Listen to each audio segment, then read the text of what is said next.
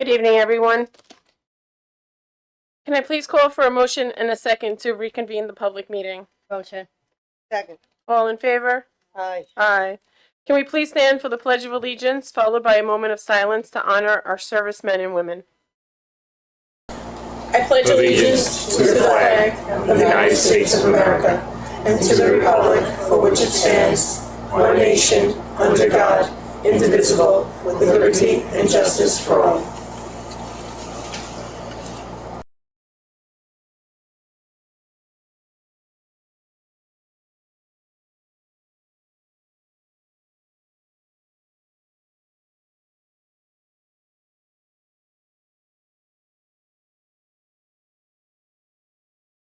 Thank you. Will the district clerk please call the roll? Ms. Torregrossa? Present. Ms. DiLorenzo? Present. Ms. Napolitano-Furno? Present. Ms. Mallon? Present. Dr. Centermore? Present. Mr. Kolahifar? I am very happy to be here. Ms. Poppy? Present. Mr. Hauser? Present. Thank you. Can I please have a motion and a second to accept the minutes of the March 17, 2025 meeting? Motion. Second. All in favor? Aye. Aye. Aye. Motion carries. We will hand the floor over to Mr. Hauser, who will do a budget presentation on the proposed revenues and expenditures budget. Mr. Hauser? Thank you. All right, so this is actually the fifth presentation about the 2025-26 budget. But as you're going to see, this is the second draft of the actual budget that we will be presenting. So for tonight, we're going to do a brief overview or a brief review of staffing, and then we will also review the proposed revenues and expenditures within the budget. Here's the normal calendar slide that we present each time. I highlighted in yellow where we are. Just in case anyone in the audience doesn't have a copy, there's a chair back there with copies on it if you'd like to take one. So what I did, I highlighted today, March 25th in yellow. The first line is what I just said, the proposed revenues and expenditures, but the second line was the state legislative budget. We thought, although it's still a little early, we might have a final state aid number from the legislature, but we don't, unfortunately. So we expect that, I'll say, in the next week. It would be nice to get that number by Friday if they could do it. So we're about, I'd say, a month away from actually adopting the budget, the board adopting the final proposed budget, and we're about 60 days, a little less away from the actual budget vote on May 20th. Next slide, please. Okay, here's a snapshot or a summary of the actual budget in terms of, up on the top there is the proposed expenditure budget. And then as we work our way down, are the revenues that will be needed to actually support that budget. Up at the top, if you carry it all the way over to the right, we're sitting at a 2.79% increase for the budget year to year. And then if you go down to the line that's highlighted in blue, that's the amount of the tax levy to support the budget. Right now, we're at the maximum of what's called the tax cap, which would be 1.34%. The shortfall in yellow, if you follow that line all the way over to where the yellow and the green meets, we're sitting at about $354,000 that we're going to be looking at to actually get ourselves to a balanced budget. So we're hoping, as I mentioned before, the state legislature coming through with a final state aid number that we might get that extra 1%, and that would bring us to a nice happy place to balance the budget. Okay, staffing and class sizes. We'll talk about the high school, the middle schools, and the elementary schools. Dr. Centermore or Reza, do you want to elaborate a little on this slide here? I can speak to it, Bob. So obviously, class sizes at all level, K through 12, something that's always been very important to the district, to the Board of Education, superintendent, my cabinet, and certainly, building administration, departmental administration, working with our teaching staff. So while we're still about $350,000 away from the balanced budget, and we'll talk about state aid and more with some upcoming slides, we're in a very good place, very conducive place with our standards in terms of class sizes at all levels. And, in terms of as we try to get to a balanced budget, looking to take advantage of retirements, especially, amongst the instructional staff. And, we did experience, it was one of Mr. House's presentations earlier, which is available on the website. And also the video. A little bit of an enrollment decline, so a little bit of drop in sections at the elementary level, a little bit of revamping, restructuring of some of the academic intervention and coaching, and we're able to take advantage of 4 of the elementary retirements in terms of full attrition, and then across the district take advantage of a little over 1.5 of the physical education retirements as that scheduling takes place. And in terms of attrition in general, even for the positions that we are going to replace, and there are a lot that we're still going to replace, you do generally experience what's called breakage. Generally, someone who is retiring will be making a greater salary than somebody who's just coming on board, and so that's called breakage, and that's definitely helpful when we're putting a budget together during budget development. So, that does occur even when we are replacing the position. And most of the retirements are being, what did we have, Mr. Koliva, 16, 17? 17 from that particular unit. And obviously most are going to be replaced. Great. So the next slide here, we're just highlighting really on a positive note here that this proposed budget maintains all academic programs, athletics, and even our extracurricular programs, as well as any services that we provide to the students. So no change there. However, we are looking, and we feel confident that we will be able to add one more section to our universal pre-K program. That should equate to a section of about 18 students. So, only because I was going to ask it later, but now. So I had sent an email, which I appreciate, and I spoke to both of you in regards. When I was looking at the budget, there's the increase of $294,235 from last year. But that money can only be used for the UPK, it looks like. So are you referring to the amount of state aid that's The state coming aid in? that's correct, coming in extra. for UPK? Yep. Right, and it's isolated to just that. So how much is just 18 kids? Is there any way across our district, because I do know that there's an uptick this year in the amount of students that put in for the UPK, and I always felt very good about when my kids were younger and they got chosen out of the lottery. I always felt it would be nice if people over the years advocated for more. If we have this state aid and we can only use it for UPK, this would be a perfect year to make it bigger if possible, even if it meant utilizing another elementary school, if there's another elementary school that has any classrooms availability.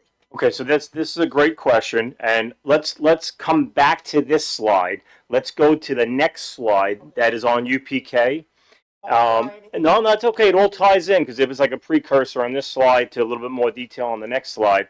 And I'm going to ask Ms. Poppy and also Mr. Hauser, you can kind of tag team on this a little bit, to kind of speak to how the UPK state aid works, what we've been able to maximize with it, where its limitation lies, and then we could take the conversation from there. And these numbers up here might help guide that conversation.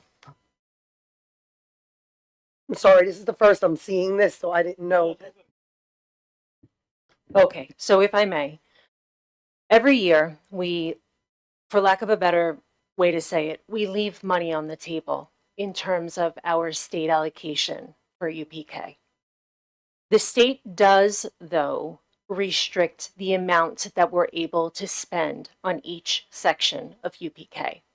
So if you'll notice in the slide that's projected now, our proposal is to expand from our current 11 sections of UPK serving 190 students to a 12th section of UPK wherein we would service 208 students total.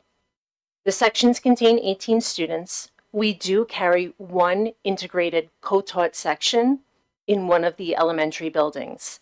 And so that particular section is co-taught by a SCOPE employee as well as a district employee. It's part of our 4410 program. So that's the only hybrid, and we don't fill all 18 seats from the UPK money for that particular section. So that's where you'll notice the difference in terms of the student totals. As I mentioned, the UPK grant allows for the district, to expend $5,400 per section. And anything that is over that amount is on the district to cover the total cost. And so the district does have a responsibility towards SCOPE Education Services, which is our community-based organization that provides UPK within our buildings. And so we do support that through the general fund. Last year, we were able to use COVID monies, which were federal grant monies, to pay this difference, right? So we didn't feel the impact on the general fund. This year, with the expiration of those COVID grants, we do have to assume those costs within the general fund. So that number is sitting at $122,600. That's the district's level of responsibility. An increased section load to include that 12th section would be another approximately $7,000. What's that number you just gave us? That's the district. So the district's responsibility is $122,600. Oh, I got it. I got the right Got number. that? Yep. And then the increased section would give us another $7,000 on top of that. It's $69.95. Plus, we have to provide the furniture, and annually I have to guarantee that we provide the curriculum materials. So all in all, you're looking at approximately $15,000, just over $15,000 for the additional section, the furniture to outfit the classroom, as well as the curriculum materials. I understand that. And I also see that we added the one section and we have to do it in, it looks like, classes of 18, correct? Correct. So what I'm saying is, how many kids put in this year? So we have the grand total. Now, we had a lottery deadline, and 271 applicants will participate in our lottery. But we have 281 now total applicants because it's rolling, right? So we don't turn off the application system. 281 total applicants. So that's my point. I know that we won't be able to cover all of them, unfortunately, because we also have the space issue, which I was told was part of the problem last year when I wanted to expand before. We also had the state aid that came in low. But when you come in with 294,000 plus on the table, it would be nice if we could do at least one more or even two more sections. Is there a way to open up another elementary? I know we do the two. We've been doing that for years. And I know we also moved from Cherokee to Slocum at one point because we were trying to, that Cherokee was bursting at the seams and still is. But I'm just trying to understand, if we have the 294,000 this year, and that's going to come in to cover, are we able to still pull more from that in 18, in the classrooms of 18? I understand that's to be 18. Even if we can't get the 281, because I do know there's also people who, when they've gotten the lottery, after they've gotten it, they decide against it because either they don't want it at that school, or they also, and sometimes they swap or they work it out. But also there are people who decide last minute, I want my child to go full day. I know people who did that. They didn't want the 3 hours, they wanted it something much longer. That was the other idea. Is there any thinking of doing things as a longer day for the kids that are in there? Our current UPK day, and we've shifted a little bit, so it's a 5-hour school day within our elementary school day. So the program starts at either 9:30 or 9:50. One program starts a little bit earlier. That's the program that has the ICT classroom embedded within it. And then it runs for 5 hours. So those students are dismissed before our bus runs come through those elementary buildings, right? So it's a full day, and I'll put some air quotes around full day, but we don't have an expanded experience, for instance, offering before or after care for our UPK students. But have there been any talks to expand more than just one section since we have all this money? So there's a couple things here. You have the allotment from the UPK grant funding, but it's limited per section. It's one of the things that the legislature, whether it's the House, the Assembly, or both, they're trying to get some kind of flexibility up in Albany so that districts like Connecticut can maximize this money and not leave money on the table. So that could happen. Now, if that happens, we do have a couple of classrooms and a couple of buildings, probably Slocum, right, where we could look to add 1 or 2 sections. The other thing is, let's say that doesn't happen, we don't get any more flexibility from Albany. Let's say we get that 1% of additional foundation aid that Bob will talk about further in one of the upcoming slides. We're still chipping away.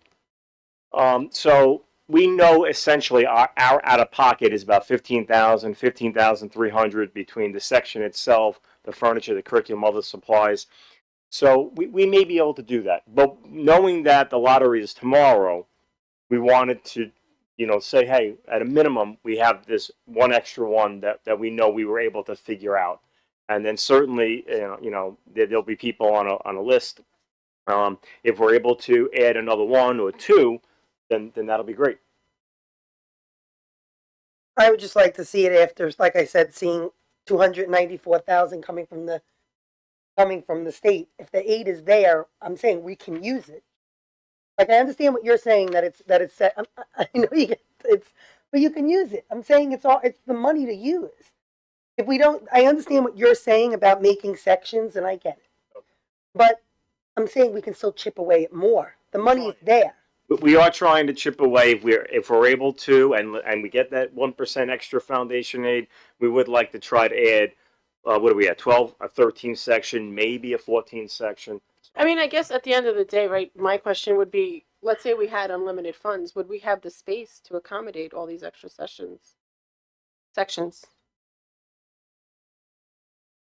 So the spatial consideration is a biggie, right? And aside from, a teacher's desk and another desk in the room for a classroom aide, you're looking at really outfitting spaces, right?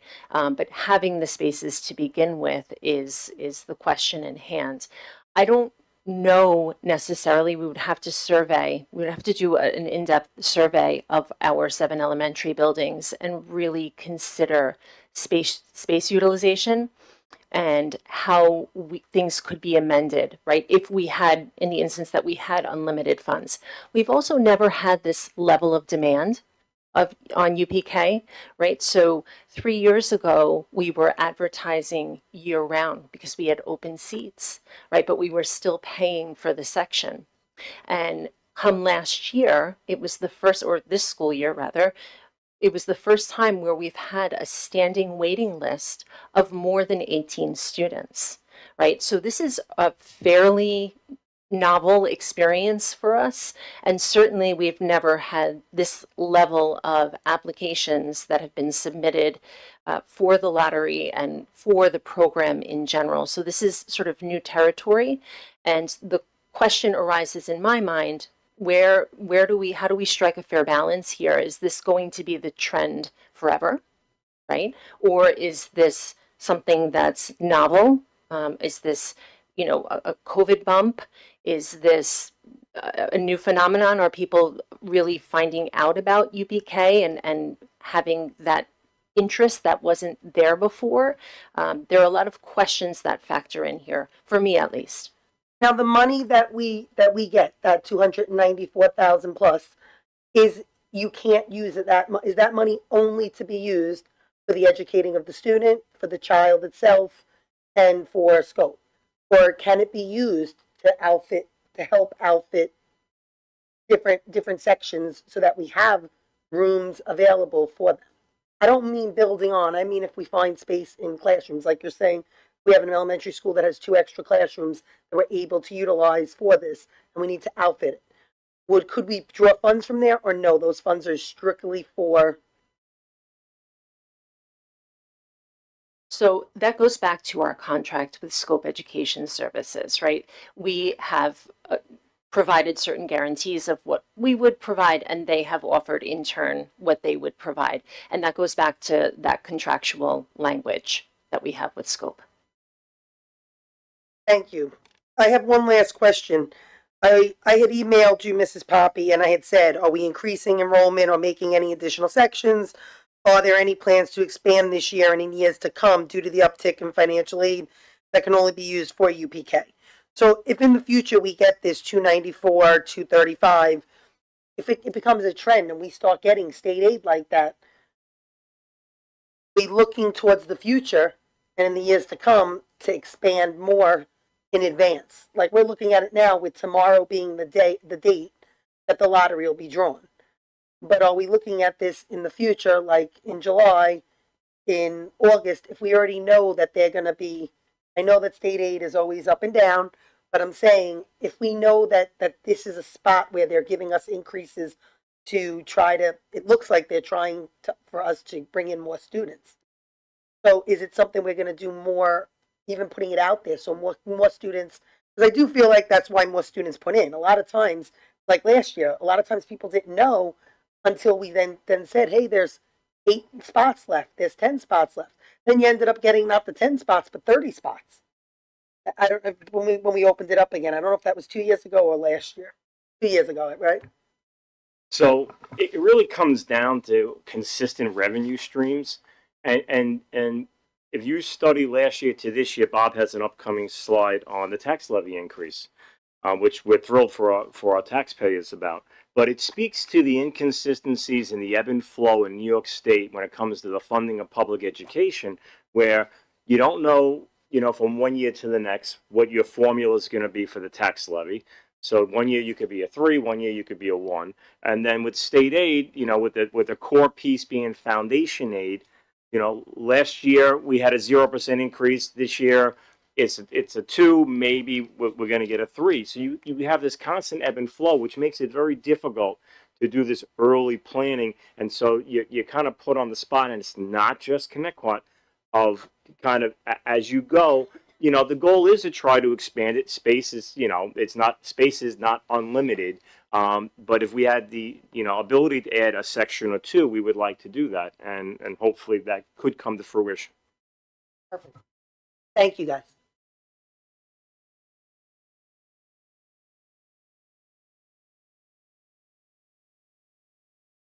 Sure. So, towards the bottom here, we're able to keep this budget, the increase below 3%, and I think I actually said 2.79 was the actual increase so far. However, at the bottom of this slide, I put 4, I'll say, significant items, expenditures that the increases are way beyond that 2.79%. One of them is health insurance and benefits for our active employees and our retirees. Looking at over 8% increase there. When it comes time to the pension systems, and we belong to 2 pension systems, the employee retirement system and then the teachers retirement system, we're looking at significant increases, especially in the employee retirement system. Transportation, unfortunately, although we do have a great in-house transportation fleet and some very dedicated many dedicated bus drivers and aides when we are not able to operate our own school buses because we just can't get enough bus drivers or aides on the buses. We have to go out and contract with, in this case, with Suffolk Transportation. So that tends to cost us more when we go outside to contract with an outside transportation company. And then the last thing is with our capital projects, as we borrow money to complete those capital projects, we borrow what's called a BAN, a bond anticipation note. At some point, we do have to make a principal payment on those bond payments, and this happens to be the first year that we're making an actual significant principal payment. So, we're trying to deal with these increases, but try to keep the budget in line with the tax cap. So we just thought we'd highlight that. Okay, the tax levy increase. So on the third slide, I had highlighted in blue that the amount to be raised by taxes is 1.34%, which is in line with the maximum amount for the tax cap. If we go back a year ago, that amount was 3.29%. So we're asked occasionally, why the difference? Why was last year 3.29% and now all of a sudden the taxes are only going to be increased 1.34%? So without getting into too much detail about the tax cap formula, there is a section in that formula where as you get aid on your building projects, so as we spend the monies to complete the building projects, the state gives us back aid. Unfortunately, we have to deduct that aid in the tax cap calculation. In this particular year, we've completed a significant number of projects, but in turn, we're getting a significant amount of aid.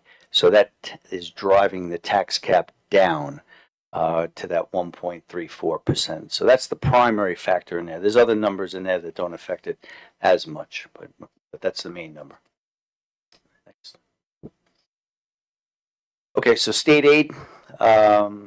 When we talk about state aid here, there's about a dozen different line items that make up state aid. One of them we spoke about was the UPK, but in particular, the biggest one is foundation aid for us. So this year, when the governor came out with her proposed budget, she proposed a 2% increase in foundation aid, which we're very thankful for. Last year it was 0% increase.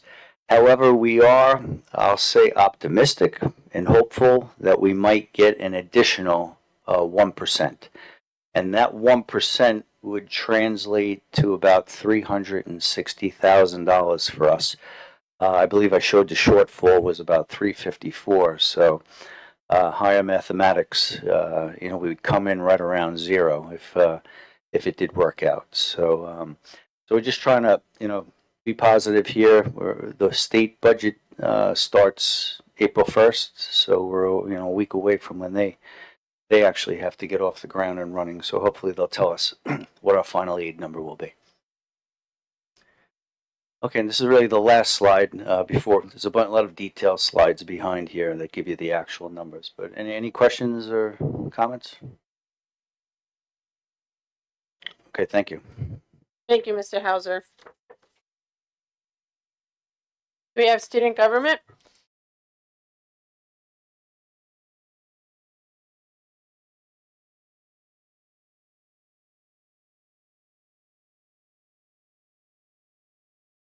Hello. Okay, I'm Michaela, one of the Board of Ed reps from the high school, sharing a few upcoming events. Our March Madness basketball tournament event went great, and we had a great turnout. We made a lot of money, and we got a lot of donations from our local community. We're hoping to do this amazing event next year as well.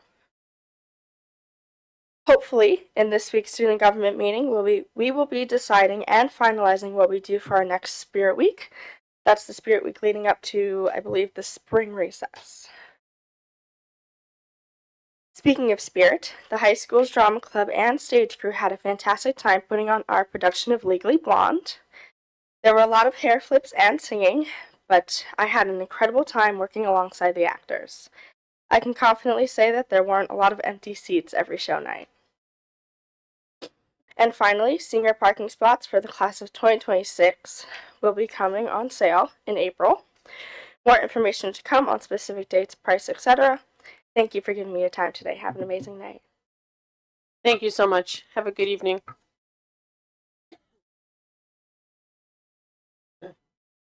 Legally Blonde was excellent. Everyone did an amazing job. Cast, crew, pit, everybody was really excellent. Do we have an Orba rep here tonight? SEPTA? PTA Council? Okay. I will now open the floor for the first public comment portion of the agenda. An additional public comment period will be held later in the evening. I will call individuals forward one at a time. Please wait for my acknowledgement before stepping up to the podium. Any person wishing to address the board shall address the board president. Comments should be kept as brief as possible. Each person will be limited to 3 minutes for one or more topics. Individual employees, parents, or children should not be identified by name, title, position, grade, or building. Use of foul language and threatening comments will not be tolerated, and the board will consider a recess until order is restored. In accordance with Policy 1230, public comment will not exceed 30 minutes. If there are additional persons wishing to speak, the board may consider a motion to extend the time. Number 1.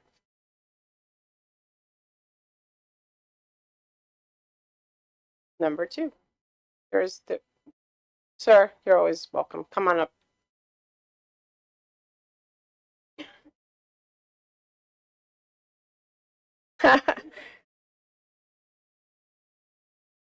After the children are chosen for the lottery, there are children that don't make it, right? And I don't know if it's legal. Can we charge? There's a lot of private schools in the area that are charging pre-kindergarten. There's even, I know a lady in Sayville that runs a program. She was an ex-teacher, and she charges well. But I don't know if we're allowed to do that. What's the legality? I honestly don't know the answer to that, but it's something we can look into. Just a question. Yeah, thank you. You We'll know, definitely look into that. right? And I don't believe we're allowed to charge in the UPK program setting.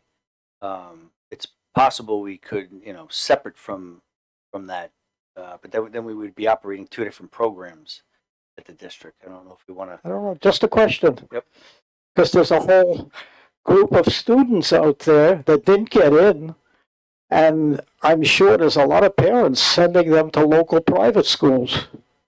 That was why, and that's why when I was asking, there's well over $100,000 that is available to be pulled from.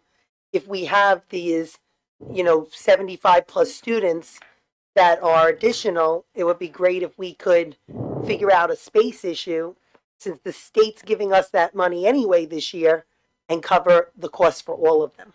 But it's all a matter of figuring out if there's a space for all of them. Right, I know, that's another problem. Right, because we really would want to, it would be great to do it in-house, since they're already giving us that money, and we may not be able to take the money that the state aid gives us. We can't just say we're going to pick a school and pay for it. I thought that the school here on Smithtown Avenue wasn't really that heavily occupied. So, but The one it's Church and Smithtown Avenue. oh yeah, John Pearl. Okay. John Pearl actually, they house RUPK, wasn't it John Pearl? And it was, I know we've had Slocum had it. We have UPK. sections running in Idlehour, John Pearl, which is the building on Smithtown Avenue, Slocum Elementary, and Boston Elementary. Those are the 4 campuses. Okay. Just looking for a way to make money. Thank you, sir. Can I please call for a motion and a second to approve the instructional and non-instructional personnel items as presented? Motion. Second. All in favor? Aye. Aye. I call for a motion and a second to approve items 2 through 4 of the consent agenda. Motion. Any questions from the board? All in favor? Special ed committee? Yep. You guys want me to ask the questions that I have for special ed at the subject 4 for the committee meetings? Since that's what it was. Well, do you have a particular question on that consent agenda, or do you want to just save your discussion item? I can save it, but it's gonna be off of special ed, but I can save it Okay. because I can answer from this. All in favor? Aye.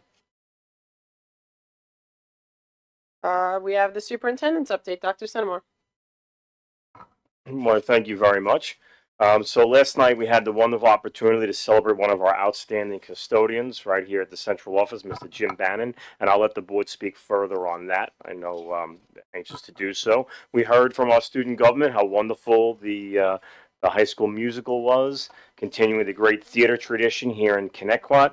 Legally Blonde was fantastic, and like our board members said, congratulations to all the student performers, the crew, and the staff.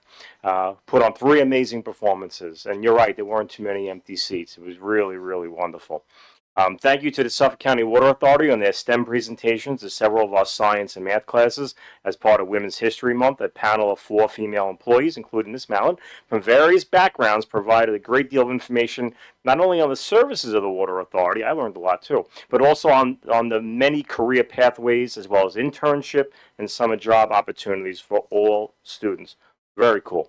Idle Hour had a successful makerspace fair, and Principal Rubin put out a challenge, and I believe over 70 students participated, which led to her own principal challenge that was highlighted by News 12, where she was elevated off the floor, and the science worked with the duct tape, and she was about 2 feet off the floor. She was a very good sport about that, and the kids had some really incredible makerspace STEM projects. It was awesome. We had an 8th grade student named Amelia at OBMS as part of Disabilities Awareness Month lead the way at a really awesome wheelchair basketball event that I will let Ms. Mallon and other board members speak to because we were really very, very proud of her in that event. Congratulations and thank you to the high school PTSA on their big craft fair. They had over 60 vendors this past weekend, and they have another big event coming up on April 11th. Also at the high school with their pound auction. RMS will hold, and OBMS will hold pop concerts tomorrow and Thursday. So we're very excited to hear some more outstanding music from our talented student musicians. And ESL night will be held on Thursday prior to one of the pop concerts at RMS. Coming up, we have lots of great stuff coming up in the schools. At the high school, there's career night on April 2nd. RMS has their Tri-M Talent Show on April 3rd. Back at the high school, there's the Music Showcase of the Arts on April 4th. And then the following week, we have at the high school the Seal of Biliteracy ceremony and the Library Literacy celebration. A lot of great stuff coming up across the district. And certainly for those celebrating the end of Ramadan, I wish you a blessed Eid this Monday. As always, thank you to our PTA, SEPTA, ORBA, Athletic Boosters, Civic, and Rotary for all that you do for our students, staff, and community. Thank you. Thank you, Dr. Centimore. We have our committee reports, the technology and website, Mr. Grossa. I have a bit of a lackluster update, but we went through, we worked in small groups, typically we do every time, but to go through the current sitemap for each of the school's websites and just like how many subpages there are on each one and how there's like a subpage inside of a subpage and then you get there and it doesn't load. So the goal overall is going to be to condense that down, and we, as our groups kind of went through, we picked different schools and we're like, we could get rid of this.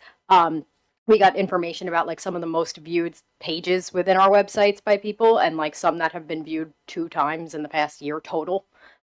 So where can we move that information so there's not so much going on when we redesign the website? So it's definitely a work in progress, and the goal also is we are definitely trying to make it a little bit more aesthetically pleasing when you get to it, like a little less boring looking and a little more clear to get to where you want to go. So stay tuned. We're going to get there. Thank you. Wellness and nutrition, Ms. Napolitano-Ferner.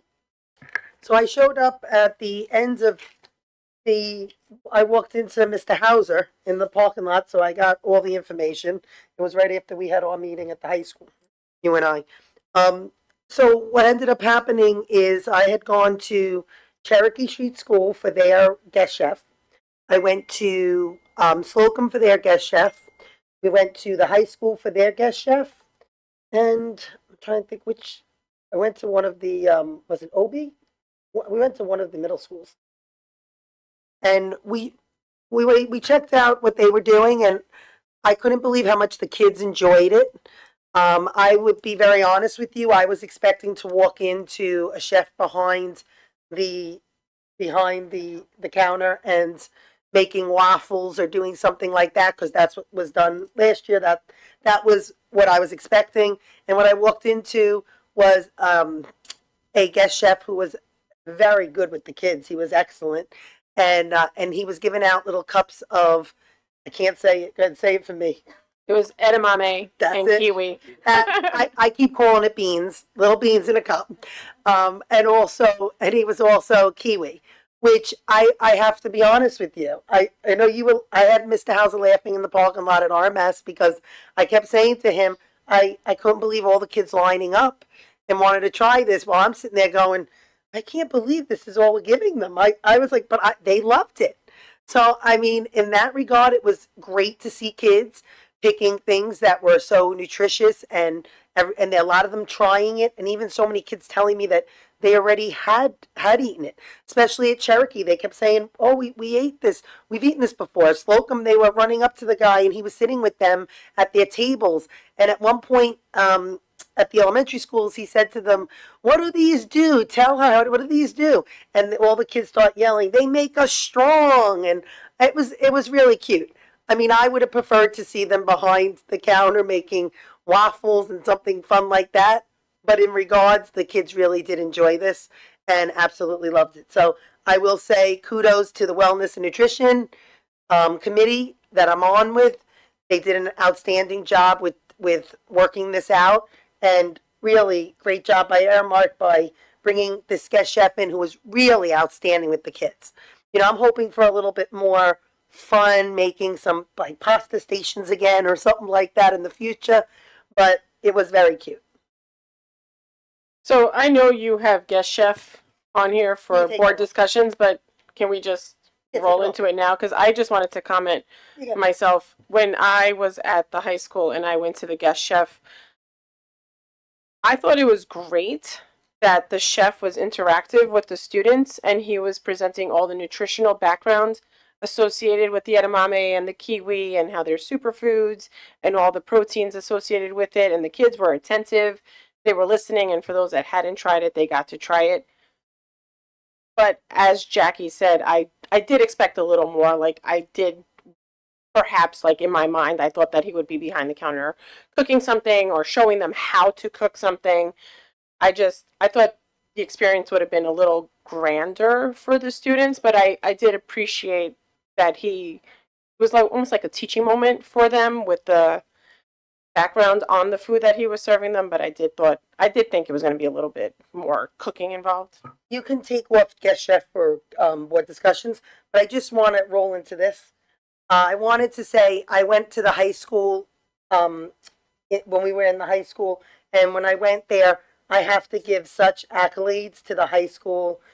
You know, all of our staff are doing an incredible job, especially our lunch staff where we are so understaffed at times. I went to Cherokee and I was amazed that they're making little strawberry banana smoothies. I couldn't believe it. And they gave me one to try. That was cool. And I did say how amazing it was for the kids because I couldn't believe how many kids actually drink smoothies. I don't know many, I don't remember ever having that kind of elementary, like, you know, option. That's amazing.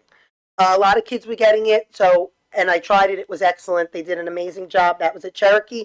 Then when I went to the high school, kudos, honestly, to the new supervisor there. She's doing an outstanding job. She took me around at the high school. She was showing me that they were doing all sorts of, what was it, the quesadillas?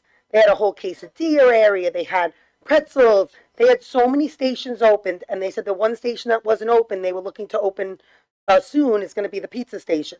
Really, the kitchen looked like a different place.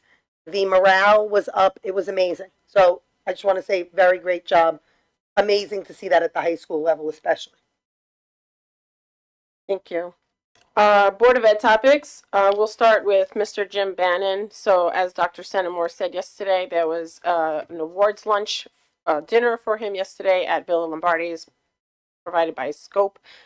It was amazing. There were 840 people there. There were over 200 people being honored. Jim is just such an amazing individual, and for him to receive this honor, and it was an honor for me to be there with him celebrating. I don't know if anybody else I wants. want to speak. I just want to grab my little book here.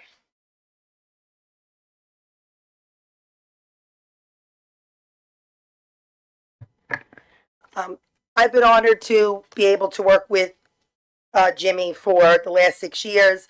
He's the kind of person that comes into CO and with his smile alone, I don't know that this man has ever had conflict with anyone. He is one of the nicest people you will ever meet. I mean, I've told him even at my worst, when I'm in a bad mood, if I run into him, I can't help but smile. I told his wife that yesterday. I wish him all the very best and his retirement. I wish he wasn't retiring. He is one of the best of the best. I'm just going to read what was written because I think he deserves this after 25 years here, and everyone who knows him at CO knows what incredibly large shoes he's going to have to fill. Jim is a valued member of the custodial staff at Connectquot's administrative offices. Whether you are a coworker or visitor, if you have ever had the pleasure of being in Jim's company, consider yourself lucky. For the past 25 years, Jim has been a hardworking, knowledgeable, and reliable staff member that makes everyone around him feel comfortable and valued. Jim is thoughtful, caring, and truly a good person who knows everyone's name and never hesitates to stop and say hello. His kindness and desire to help anyone, anytime, is a characteristic that not many people possess. No one knows the ins and outs of the administrative offices like Jimmy does. He has even made friends with the resident ghost that supposedly haunts the building.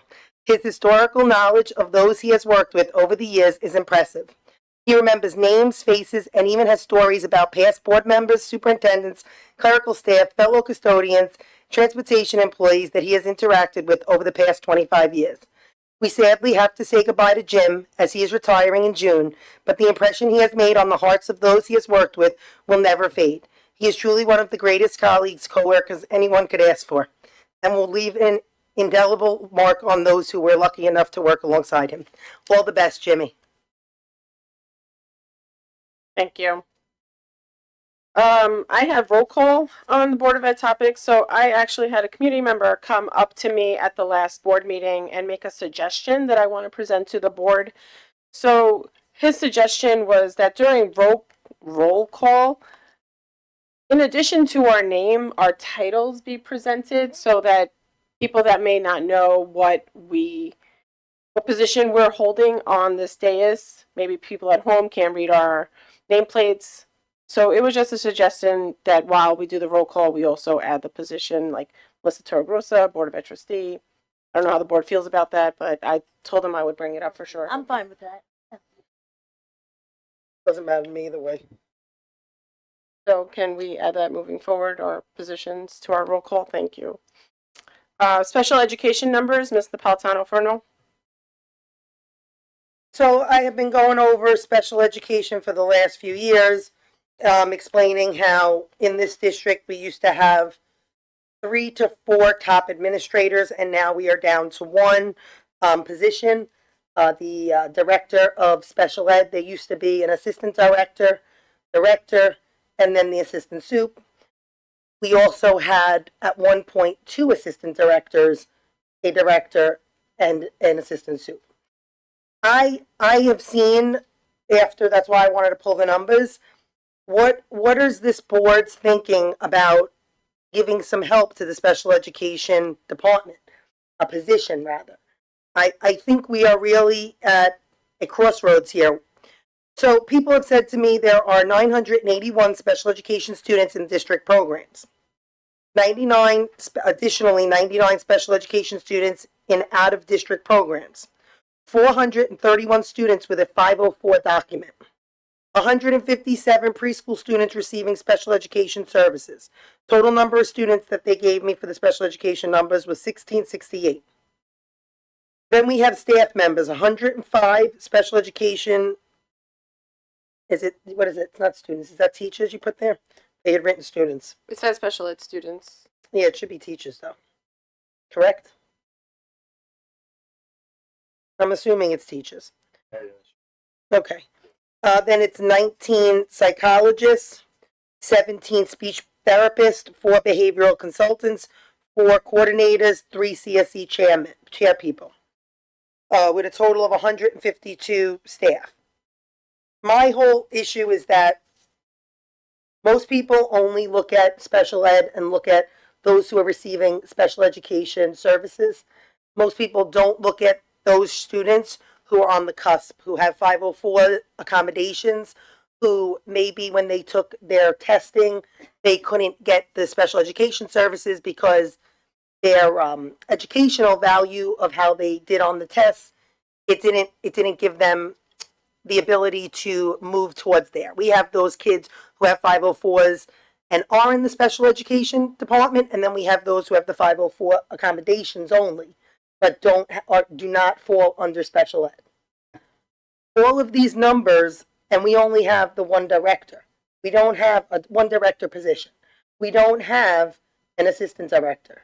We don't have even if we've had someone on special assignment. I'm just saying I think this board needs to seriously discuss giving some help to that department, whether it be having an executive director position and then having an assistant director or something along those lines. But we definitely need something because while we are having a decline in enrollment, we're having an increase in special education services. I mean, drastically over the last 5 years. So I'm just trying to find out what are our options to help in that department. I feel the same way that you do. Before even seeing these numbers written out in front of us, that to have one person over all of this, it's a lot. There's a lot of students there and even a lot of staff to manage. So I'm with you in advocating for that. I think it's important to do so. These students deserve that. They deserve to have that help. The staff deserves to have that extra help, and so does the director. So I'm with you in advocating for that. I'd like to also see what we can do about this.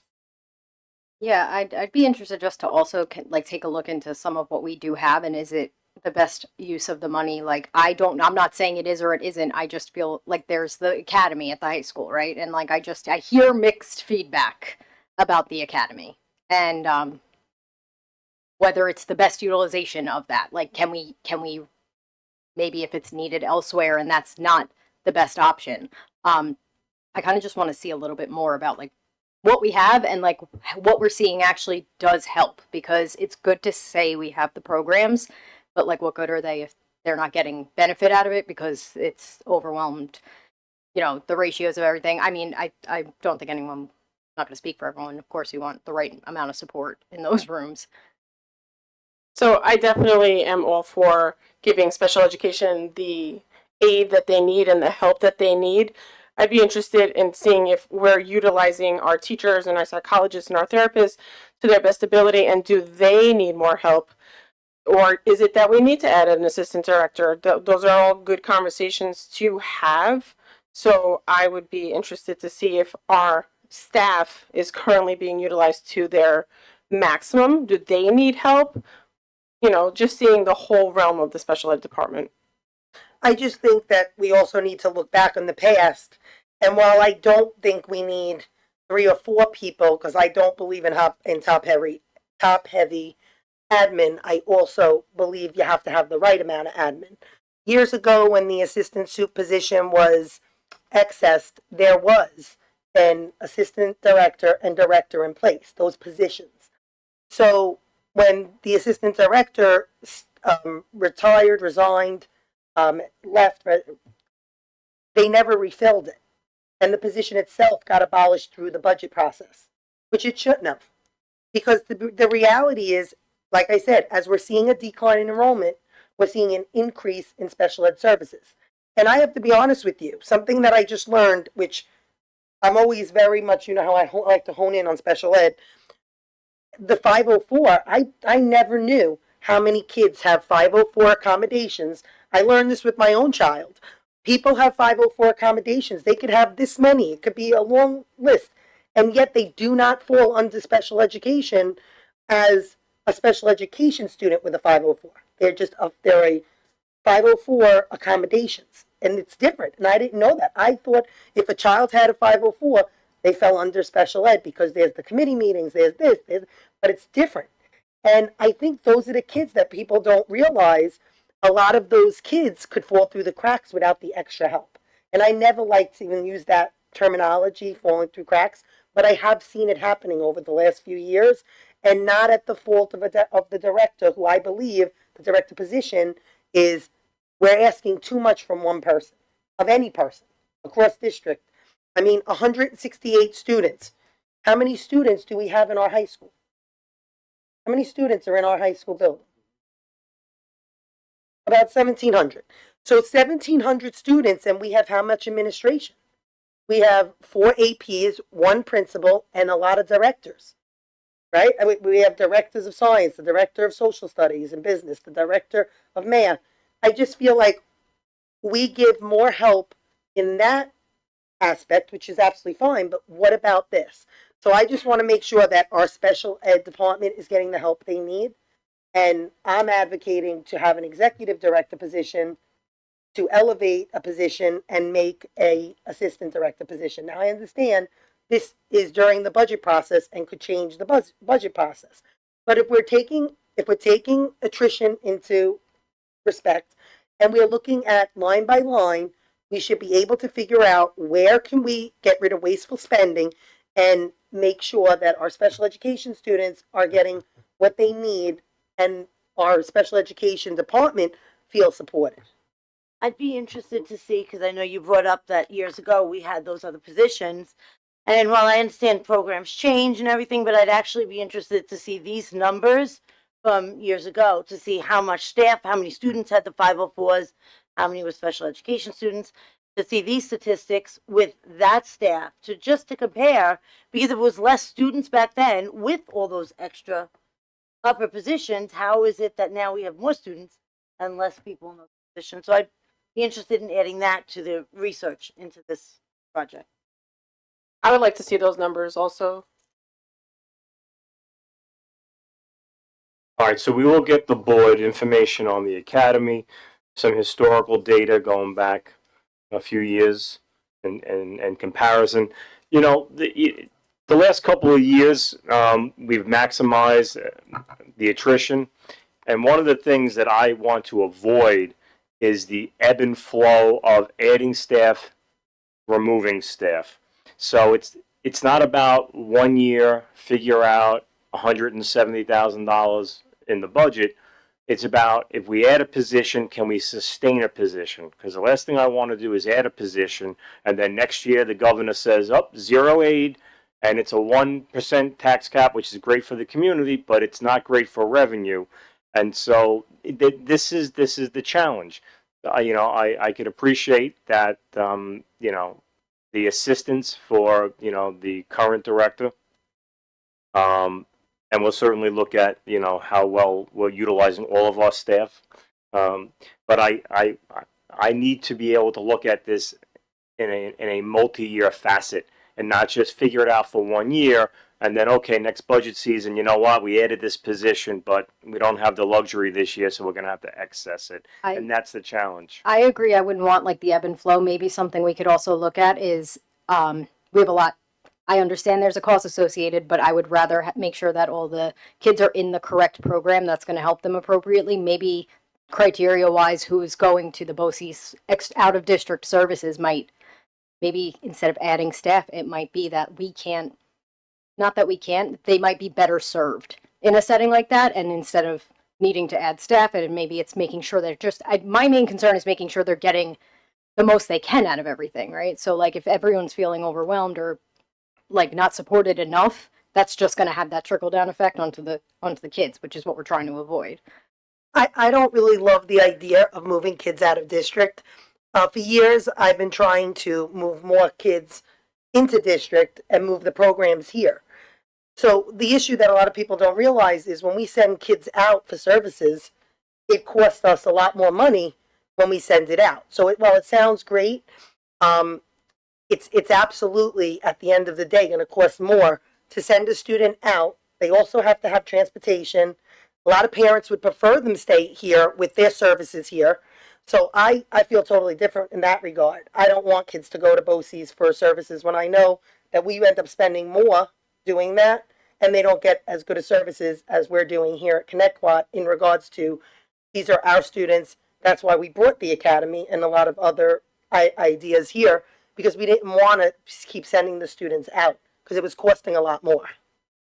I could be totally off the mark here, I'm sorry. But I don't think Melissa's saying to bring them out of district. I think she's saying, are they appropriately placed within our district? Are they getting the services that we can provide for them? Or would they better be suited at another place? We're not looking to get rid of students. We just want to make sure everybody is properly placed and getting the support that they need for them to succeed. Correct. Thank you. I meant more like if we have one director who's like this is how things like accidentally get overlooked. I don't think anyone would ever intentionally overlook something. I meant more like taking a look big picture wise, making sure everybody's getting what they need right now and then going from there and looking at what we need to add, take away, whatever it is.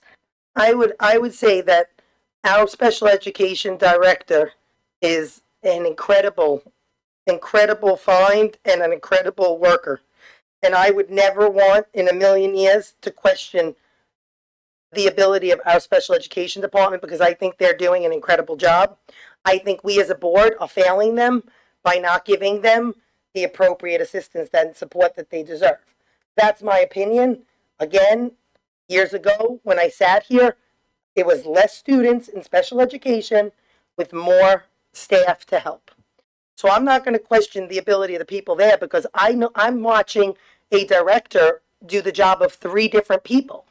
And I got to tell you, the only people that are failing are us for not giving her assistance till now. We've had talks about this for the last 3 years that we were going to do a assistant director. Every budget season, I feel like it's been, maybe we'll do one that's half PPS, half. Remember that? That was like 2 years ago. Half PPS, half assistant director of special ed. Special education right now is huge. The amount of students that are in special education, 1668, and that doesn't even include, like I said, you have other students who have accommodations that aren't always on this list.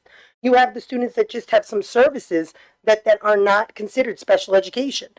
I just feel like we're setting up our unit for failure, and then we get upset when there are lawsuits or there are problems with the placements and stuff. I think that's what needs to be looked at. We should have already given this unit the support that they need. And I don't think that I disagree that I think that we need to look at where they're placing students. I don't think that that's what the issue is.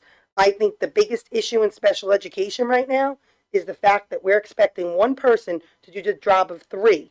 Yet last year we all advocated to put back an AP at the high school, which I agreed. I was one of the people who agreed to that and wanted that. But I also know that while doing that, I wouldn't leave special ed without help. It's not fair. It really is not equitable across the district in regards to you have a high school with this many staff and you have special ed with just one person, and we expect one person to be Wonder Woman, and you know what? She is, but she needs help. That's my opinion. And I understand the budgetary concerns with the ebb and flow. You don't want to, we don't want to put the money somewhere and then say next year we don't get the aid to cover it. However, when I look at something like this, I don't know that there's necessarily going to be that ebb and flow in the students. So this is a place that I kind of feel like we make it work because these students need it. They come first, right? So they need the services. The special education director, who's doing multiple jobs of many people, they need that help. That is not necessarily going to ebb and flow. So this is someplace that I would really want to see us make it a part of our budget rather than if we have the money now, but next year we might have to get rid of them. We have to try to find a way to make this work because these students need it. That's where it's worth it to me to put that money. So I just want to just say one piece about placement. It's not one person's decision. There's a committee on special education called CSC. It's a committee of professionals. It has the parent. Depending on the age, you could have the student themselves be a self-advocate. So there is a process and there is a committee. It's not just one person. So just when we talk about placement, I don't want anybody to think that there's one person that is making those decisions. And that's part of my point is that I've sat in CSE meetings as a parent. I've sat in CSE meetings as an advocate. I've sat in CSE meetings, and what I've seen is everybody's trying to do what's best for the student. So I have no question about the placement. My strong advocacy is for giving help to a position that should have already had help. The last 3 years, when people say to me, oh, you know, special ed, this happened or that happened, I say to them, blame us, blame the board, because we should have already advocated. And again, this is not the first year. I've been saying this for the last few years that I wanted this position put in because the assistant director position should have never been gone. Somebody resigns doesn't mean that just through the budget process we allow the position to go away. And now you have one person doing the job of one position, I should say, is doing the job of 3 positions. That's a lot. When other people do that, we give stipends, we give this, we give that. What are we doing? We're expecting too much from people and we're not giving back what we should be. We should be supporting this. And again, if the number of students keeps increasing, the number of CSE meetings, here's all the committee meetings, everybody, right here. It's a lot. It's a lot. They do a lot of work and they do a good job, but they need help. Before we go quick, I just want to I am not saying that they don't do a good job. What I'm trying to say is that like I could be the best in the world at my job, but if I am feeling exhausted and drained, I am not going to be able to actually do my best at it, right? Like I might be incredible, but like if I feel like I'm being pulled too many places, I'm going to not perform up to my best potential. That's all I meant. I know that everyone in our special education department works that's the reason we're having this conversation, because they're working extremely hard. So just wanted to say, I don't think anybody is like not doing their job or not capable of it. I'm saying that nobody as a human nature performs at their best when they feel overextended. Just a human behavior. Agreed, Melissa. Education skills, Miss Napolitano for no. So I've done a couple of trainings. We actually went to the law conference this week, myself, Jacqueline DiLorenzo, Melissa Torregrossa, and April Iannatelli, with Dr. Sentimore. And it was a good experience. This one was geared more towards attorneys and school law, but I've gone to a bunch, and this one was the most with a lot of law involvement, with more legal, lawful presentations that had more to do with dealing with the attorneys than so much the school. But again, we still learned a lot on open meetings law, on title, on a bunch of different things. It was a good experience, but I did go to this, I did a bunch of Zooms, and one of the ones I did that I found was exceptional, and I wanted to bring it to all you guys' attention, was demonstrating understanding through writing, meeting the expectations of college and today's workforce. So what it is it explores the power of writing in both surface level and deep learning, highlighting when and how to integrate writing activities effectively during class time. With actionable strategies and practical examples, you learn how to empower the educators and students to engage the students in reflective and active learning through writing in a way that will ensure college and workforce readiness. It was a 30-minute discussion. A seasoned K-12 educator and leader ran the insightful discussion with all of us. It was about strong writing skills that are critical for success in school and beyond. From the workplace to college classrooms, the ability to express one's thoughts and ideas in a coherent fashion is expected. Writing is the output of understanding. Given time and curriculum constraints through through all of these things, how can district leaders help educators carve out space for daily writing to build student fluency and confidence so future graduates can successfully pursue a post-secondary degree and career? It really was exceptional. A good one to bring forward. I do some that are extremely dry. I did a couple this week that one was really bad off.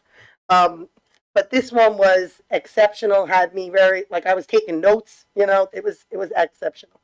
Do you mind sharing the presenter's name? Absolutely. That would be great. I can actually send you an email with the whole thing in it.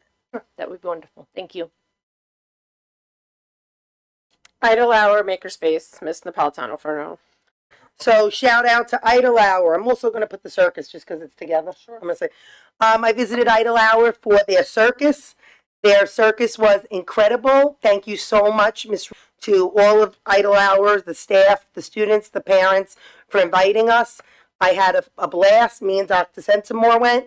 It was an incredible performance by all of the students. I personally missed it when my child, during COVID, my son was a 5th grader, so I got to see it when my daughter was little, but she's graduating this year. So you can only imagine when I got to see all these little kids having a great time. It was incredible. You know, it makes you wish your student was in 5th grade again. But again, it was a beautiful presentation. Thank you so much for the invitation. I know that a lot of Idle Hour, they invited us, which was so nice. The other was the Idle Hour Makerspace. What an incredible way to get students involved in science. The principal came up with the challenge, and her student government came up with a couple of ideas of sliming the principal, of pie in the face, of doing duct taping, and they ended up getting 70. She asked for 65 kids to participate, and I went last year. It was nowhere near 65. This year, it was over. She said it was over 70 kids that 70 kids that did that, and they had such incredible projects. One kid had a kicking the ball with a fake leg. Another kid it was like cookies and milk and was showing us how they work. With the kid next to them had a Lego presentation. There was just so many incredible things, and the fact that the kids wanted to show us everything that they had done and how excited they were for it. It was awesome to see, because you don't always see that in such a young age with science. So to get them involved, I have to say that I was so impressed by how it was handled. Thank you to the teachers. Thank you again to Miss Rubin. And thank you to Miss Rubin for being a star and allowing the kids some fun.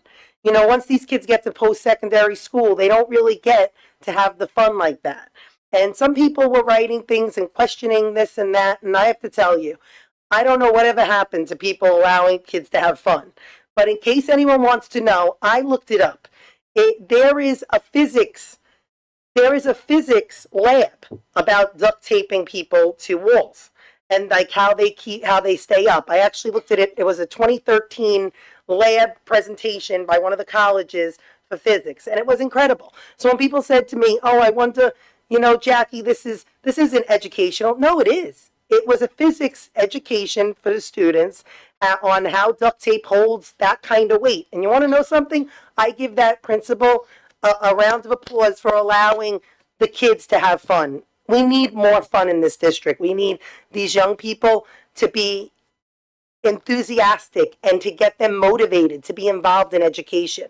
To see so many kids volunteer to do a science project just so they could have some fun with their principal and they could have this challenge, kudos to her. Bravo. So I also went to the Makerspace showcase. As someone in science, I love this. My kids went to Sycamore, and we did have an optional science fair, which was not optional for my own children.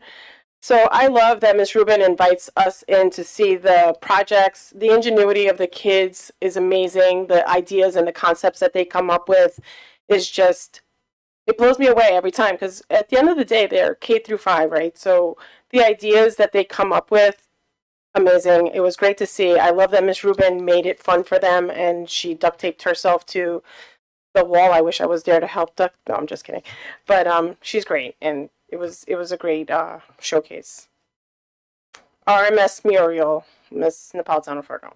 So I got to sneak a peek at the RMS mural, and I had to add it because what an incredible sight. So beautiful. So I don't know if they can hone in on the picture. Oh, you're holding the picture up? So this is it was incredible. I went to the RMS PTA meeting, and I went out into the cafeteria because I had to see it. They actually were talking about it.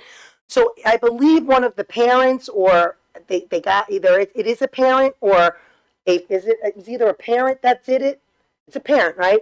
Yeah, that did it. And what an incredible job he did. I have to say, this is beautiful. It says, dream big, never give up, growth, be kind, be smart. I mean, this is just beautiful. Absolutely beautiful. Beautiful work. And really, great job, RMS. I absolutely loved it. We're passing around the picture, but if anybody at home, we'll try to put it on our website for everyone to see. High school library, Miss Napolitano Ferno. So I brought up this about, I guess it was a couple months ago. I spoke to administration, and then I was walking around in the high school myself for one of the classes or something we were doing there, and I said I noticed that the library was closed again. So I know, Mr. Allen, you and I have spoken about the library over the past. I wasn't sure if we paid 1.3 million or 1.4 million for that bond when we did the high school library. Okay, so we spent 1.3 million on a library that's closed a lot. And parents complained to me months ago, and I kind of was like, okay, I brought it to administration. Then I start hearing that, kids weren't allowed in the library if they're at study hall, which I can't understand unless then you had to get a pass. And then I heard that it's not about the pass. If you're in library, if you're in lunch, you're in study hall. I have to ask, why are we not allowing students in the library, and why are we not motivating them or encouraging them to utilize this space? So I was told, there's a lot of kids in the library. Anytime I've been in the library and anytime I've spoken to kids, there have not been more than 30 kids in a library that on the right side of the wall says 174 occupancy. So obviously there's a problem if we're shutting the doors of the library. Then I heard that the library's closed after school. So I was at the school for something, I don't remember what it was, and I went up to the library and it was closed. And I said, I don't understand. And they said, we don't have staffing. So I'm trying to understand what we're doing here, because I believe we have 4 to 5 people that work in the library. Why are we not looking for an aide or somebody to stay for after school for a half hour? Because I don't understand, before sports start, we're asking for trouble if we just have all of our sports kids, all of these excess kids, just roaming around the building or roaming around the place, and then say to ourselves, why do kids get into trouble? I say to people, the library should be open. The library should be a place. We spent $1.3 million for a space for students.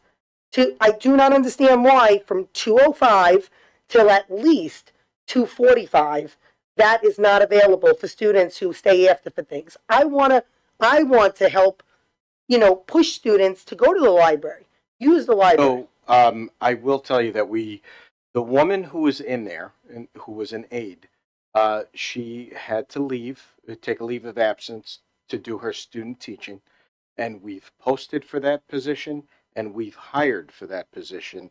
And on the next board agenda, she will be up on the agenda for approval, and she will be working from 2:05 to 2:50. That's perfect. That's what we're looking to do. Could I ask you why we didn't hear about this sooner? Because this is going on for months that I've been saying the library's closed. And I even saw students, which I thought was sad. I saw students in the hallway on the second floor tutoring. I saw a senior tutoring a younger child, and then they got told they can't even, and I understand that. They can't be on the second floor after 2:05.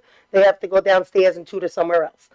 But this is part of the problem. We say we want to allow our students to tutor. We say we want to have the older kids tutor the younger kids for free, and they do this for community service, but we're not giving them a place to do this.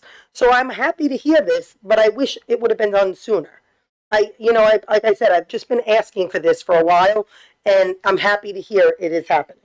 I believe the woman who went out has been out since late January, and we've had to post. We had to follow the, contractual obligations of the district. So we've posted.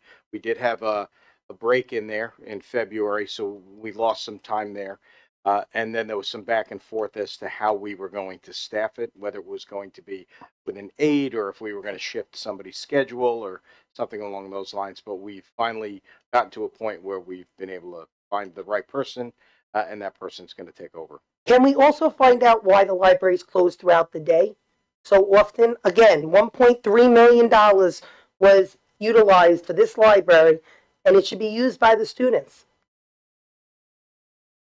So I'm not sure about the frequency of a full library closure, right? So I think around the dais, we've all been in that space where there are partial closures, right? A full closure would happen if there was something large scale going on.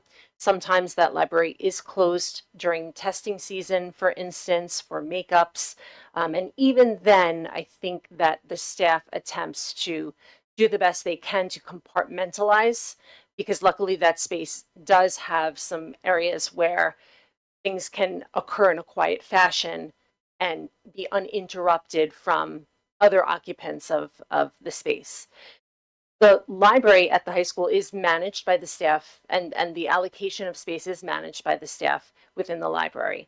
So I've seen all sorts of machinations of what that could look like, right? So I've observed lessons, instructional lessons in that instructional area, and the remainder of the library was open for students.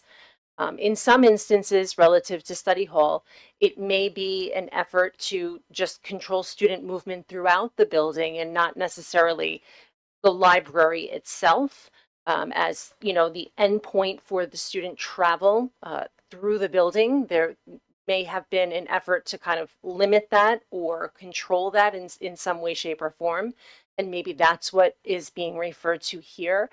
But I don't know off the top of my head. I would have to be able to go back, and if we even keep a log of how many times the library is actually fully closed down for student traffic.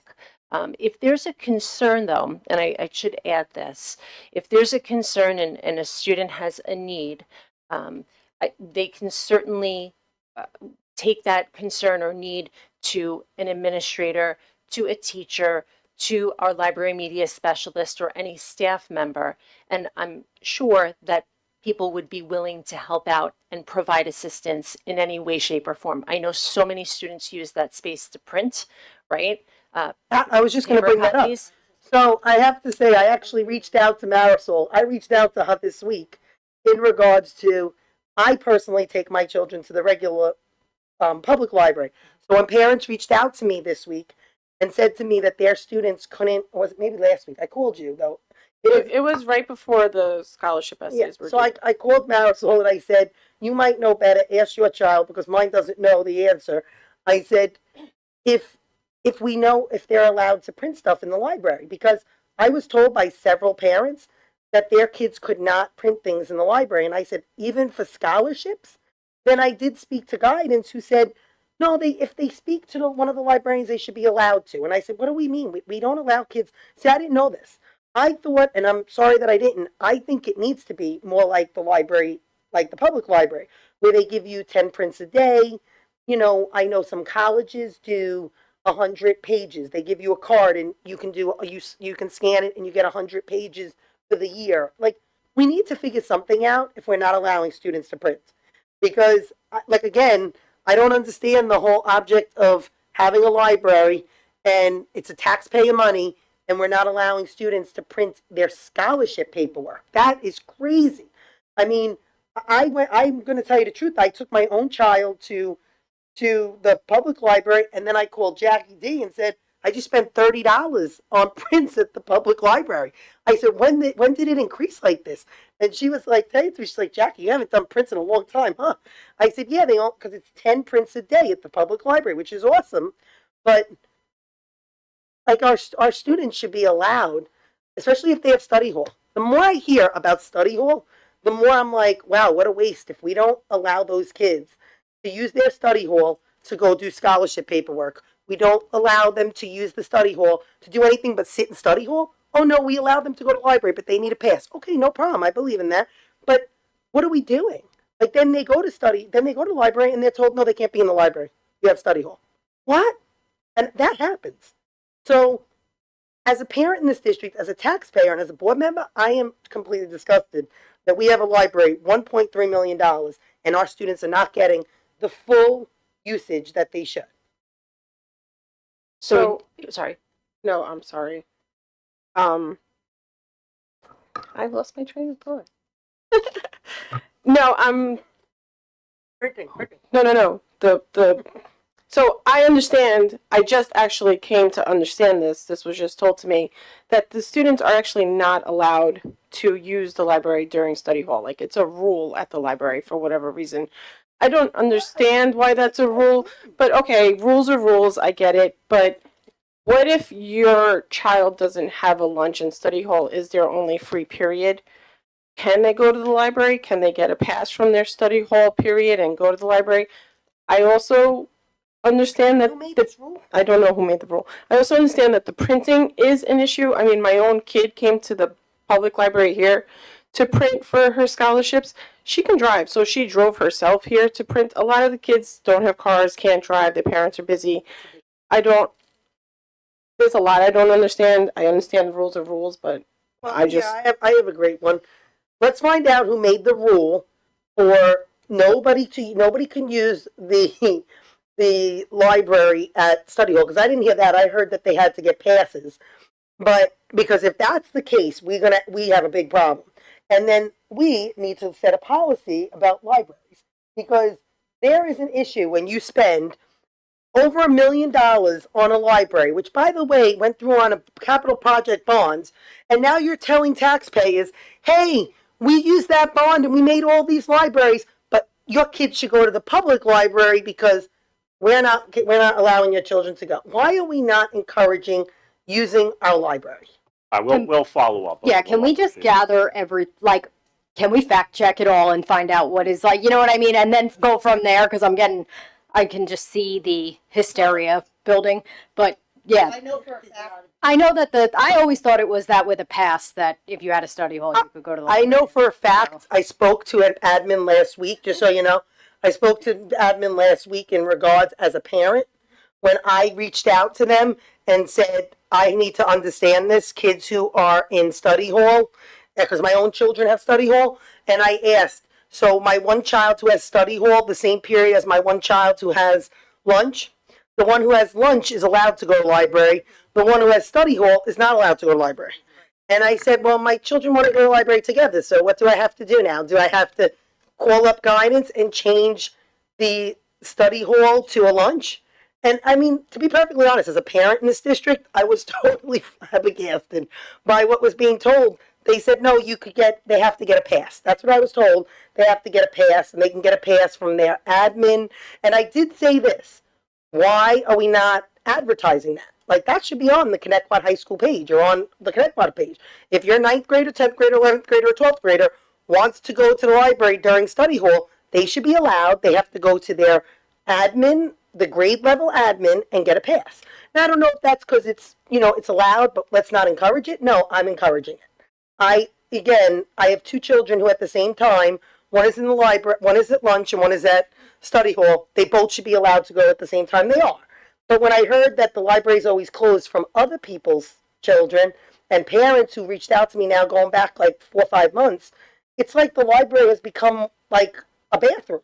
I heard like there's also that issue we've always had. The bathrooms are always closed.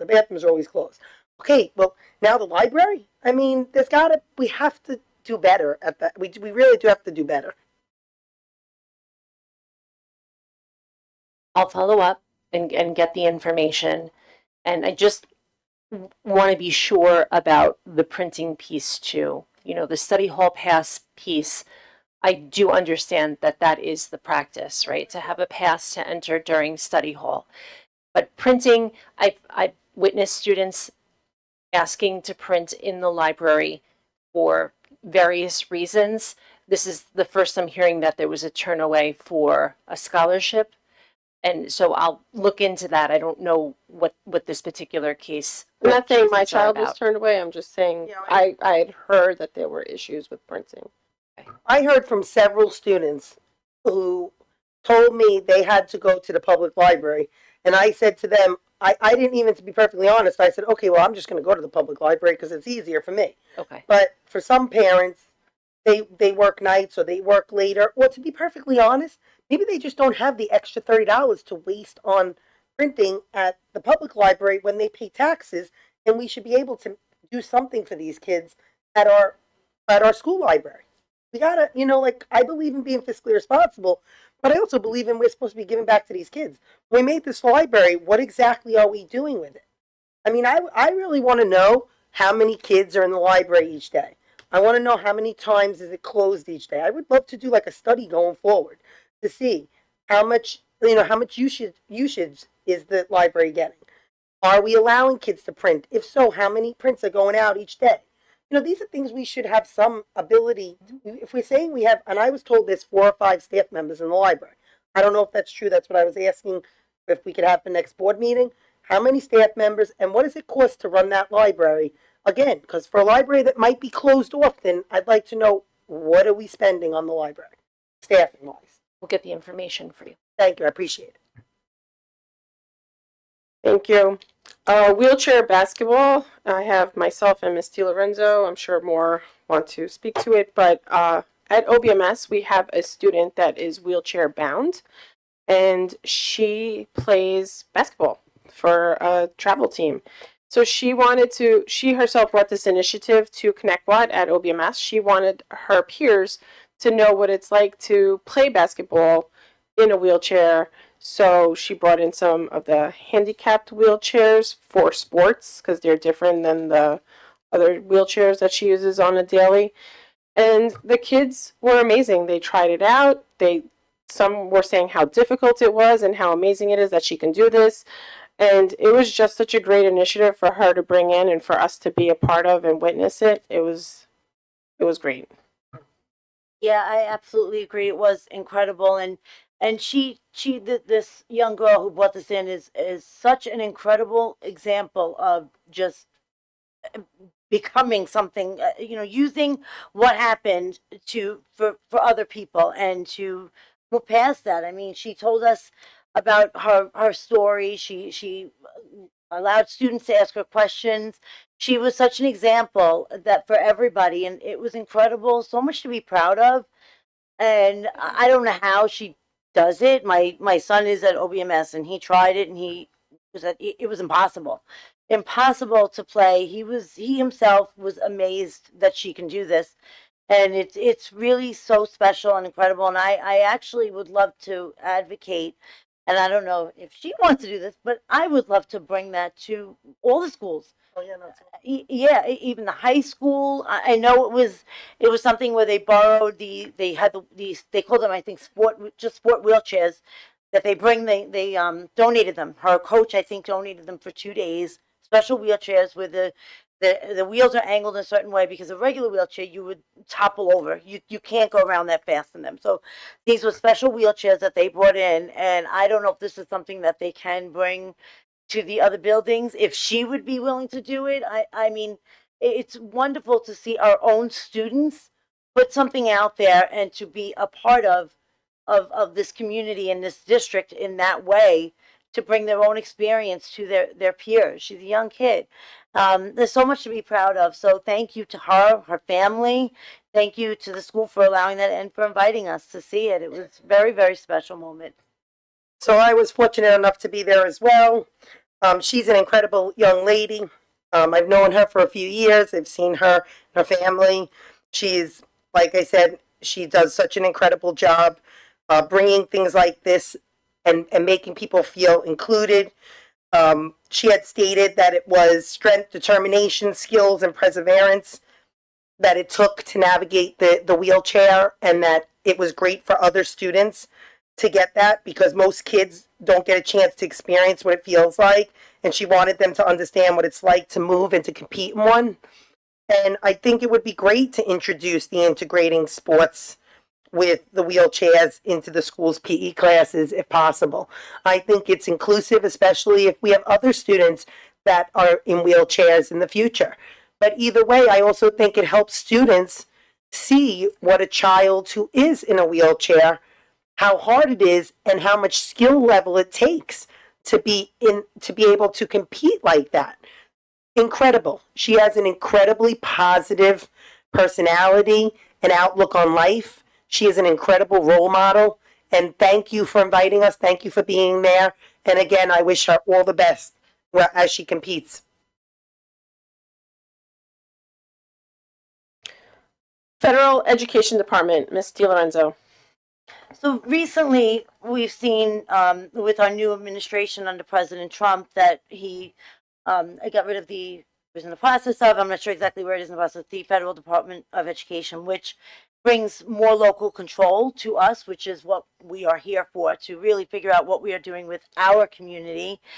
So with that happening, I would like to know what we are doing, because now the way the funds are going to be allocated, not through there to the state, I want to see what we can do as a district to advocate for what is due to ConnectWatt, what we should have for ConnectWatt out of those funds, how we can go about doing that, brings more local control to us. So that was one thing I want to talk about, and then and then I have another thing I wanted to talk about after that. So in terms of the executive order to disband the Federal Department of Education, what would have to happen next is an act of Congress. So that's, we have to wait and see. What we're hearing is that the title monies, the federal title monies that we rely so heavily on, and not just ConnectWatt, school districts across country, across the state, we're hearing that let's say that Congress does take action and there's not this Federal Department of Education. We're hearing that those title funds are going to live in another department. I don't know which one. Okay. Health and Human Services, and also there's a bunch of attorney generals that are suing the administration to stop the dismantling of it's going to be at a standstill probably for a while. But my understanding, and someone correct me if I'm wrong, we already control the majority of our, like, the states already are the majority of the funding, and we don't get that much federal in comparison to what we already get state. So, in terms of the future, if we had crystal balls, if there was any additional monies that were going to come to the state and be controlled through the state, it would be just like what we're doing now with the foundation aid. How, my 2 years here, you've heard the amount of advocacy. Thank you to this board for your advocacy. Thank you to our local state senator, our local state assembly people for their advocacy. And I do feel that last year, a 0% increase in foundation aid. This year, the executive proposal being a starting point of 2%, and a push from both houses in the state, the Assembly and the Senate, to push for at least another close to 1% increase.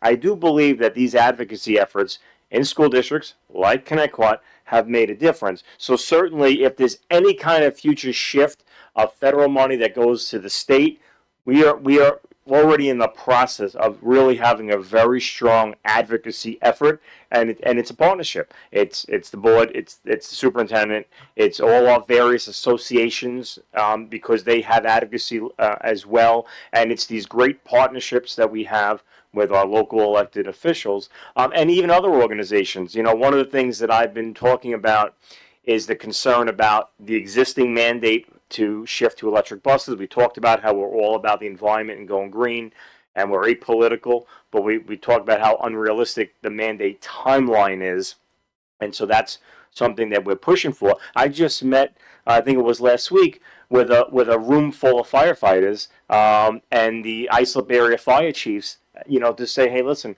I think this is an area that crosses all fields.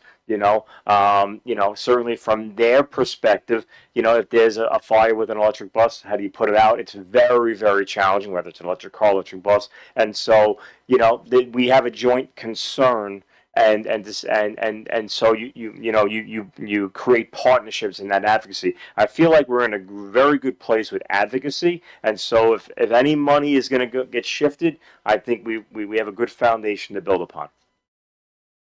Thank you. One other thing quick. I just wanted all of us to like keep an eye because some of these cuts from what I read, it depends on like where and what you're reading too. So it's very hard to discern what is what at this point. But things like cuts to like the USDA were going to impact our ability to get like locally sourced food and stuff like that in the districts, like the farm fresh foods. And like I feel like those are things, it's not just the Department of Ed to look at right now. It's just the obvious one, I feel like, for a school board, but like there's a lot of cuts happening other departments that are going to impact us that I want to make sure we're prepared for, if anything, because that could change the flow of like food and things and price that we're getting. I also think it's wonderful to cut out the middleman. I mean, I think people are reading into what's being done. The states pretty much are our local control. I think that we've seen too much government control, and now we're seeing people say, you know what, it's time to get rid of the middleman. I don't know that it's going to be a terrible thing, but as long as they stay consistent with making sure that special education services are fully funded, which what I read, which comes right from the executive order, is that they're keeping that, they're keeping the lunch money in place. There was 3 things they were keeping in place, if I'm not mistaken. Again, I would have to have it in front of me, but I know that it's definitely the special education funding, and it was definitely the money for food to source. So, I mean, again, people are making things more political than they need to be. Sometimes we just need to look at the way that we cut a budget as a board. I mean, I've been doing this for 6 years, and the way that we unfortunately have to go line by line. Not everybody does that, and I get it, because not everybody's been on the board long enough to have experience. But you really got to go line by line by line and see where the wasteful spending is. There were board members before me, and there'll be board members after me that go line by line and they find the extra money. And you know what? Sometimes some of these things, they're not really, you know, even the decisions you guys made last year. Last year I voted no to the budget, and you guys voted for an excess of, how many people was it last year? 11? And then it ended up being 1.5 after all was said and done. But it was 11, am I correct? 11 positions. You guys voted yes to that. I didn't. And you know what? I said it for me. It could be that I had the experience to say, hey, if we're going to just put all these people back, give pink slips and then put them back, probably not the best idea. But you have to make hard decisions. So if at the federal government level, they're making hard decisions, but I'm just sitting back because I want to see how it's going to end, how it's going to impact our schools, how's it going to impact the local control. That's most important to me right now in regards to what we're dealing with, and it doesn't seem like it's going to influence too much in regards to hurting us. What it could do is, and you know, I wish Anthony was here, so I will be adding this for the next board discussion.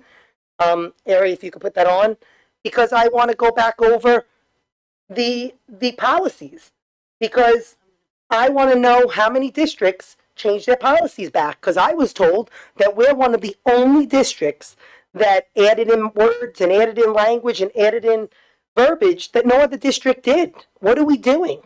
Like, that's a problem when we're going against the tide, instead of we're doing things in a way that should be uniformed because of things like this. Now the federal government's going to come and say that verbiage is no good. They're going to strike that. And you know what? They could potentially be right. Had we just stayed within our realm of keeping it the way everybody else had it, the way NYSBA left it, and the way it should have been, instead of adding verbiage, then we would have already been in compliance. But now we're going to be out of compliance when all's said and done. I voted no to that, just to remind you. So did you, Jackie. Yes, and that was actually the other part that I wanted to talk about under the federal thing. And I have been, you know, kind of saying this for a while, but I really saw, was kind of confirmation of my thoughts on this when we went to the training, the law conference on Friday. Oh, yeah. On Friday when we went to the conference, they had different sessions of different things that you could attend, and of course, I went to the one on Title IX because I could never learn enough about it. And basically what they were saying is we had the executive order from President Trump And we are now at a point where, because the executive order, there are only 2 genders, and it is in conflict with state law. Like, there's such a conflict here that, in one sense, when we have our policy, which I really want to revisit, we have to revisit it, 0-100 on equal opportunity and non-discrimination. That policy, when we have that sentence, the district will adhere to all applicable federal and state laws and regulation in connection with the creation of a safe, supportive, and affirming school environment for all students. That's it.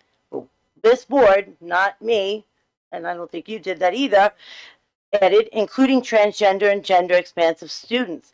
That line in itself is against that federal, so we are now at a point, like you said, where we could be in non-compliance, and our best way to go, our best course, is to leave it as all students, because all students includes everybody else.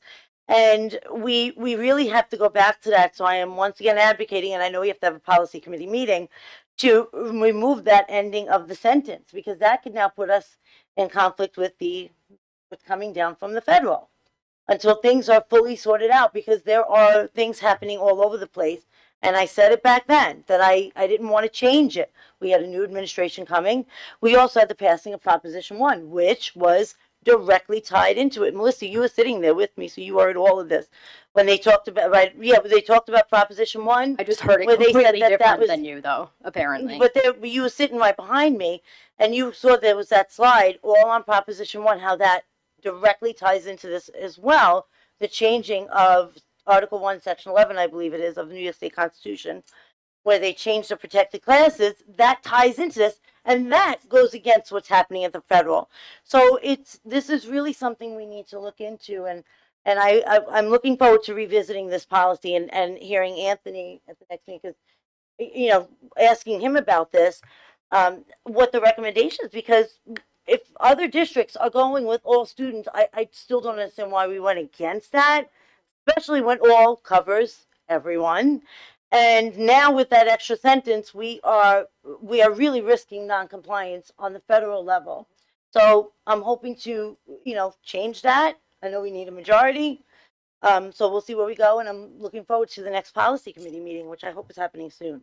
Yeah, I just heard it, I guess, different, and some of the notes that I took were a little different. It seemed even all those attorneys in the room, everybody's a bit confused on what direction to go right there. Like right now, there is no level of absolute certainty on either end. However, all I will say is we said all and we included a specific group of students, fine. I'm just not going to fight harder to keep a mascot than I am to make students feel included. I'm just not.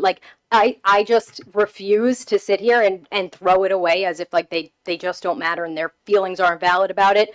We had people reach out. That's obviously something we could talk about, but they literally said in that, which I forgot my book at home tonight, but they did not say that anything, if we don't move by this certain time, just because there was this executive order on a federal level, because Proposition 1 did pass, which codified a lot of things into our state constitution, which is why everyone is running around like chickens without heads right now, because it's really unclear for all of us, including the attorneys that were in that room. They were also kind of just there's a lot of parts, and I know that there was one part within that it said something about risking funding if you didn't comply with this mandate of 2 genders, which, fine, I hear you, but funding from who? Because we're dismantling the Department of Ed. So it's just no, but our state has codified these in. So that's what they were saying. There is a lot of back and forth with what is it, Title IX versus this versus that. There's a lot of different layers to it. It wasn't as simplified and boiled down as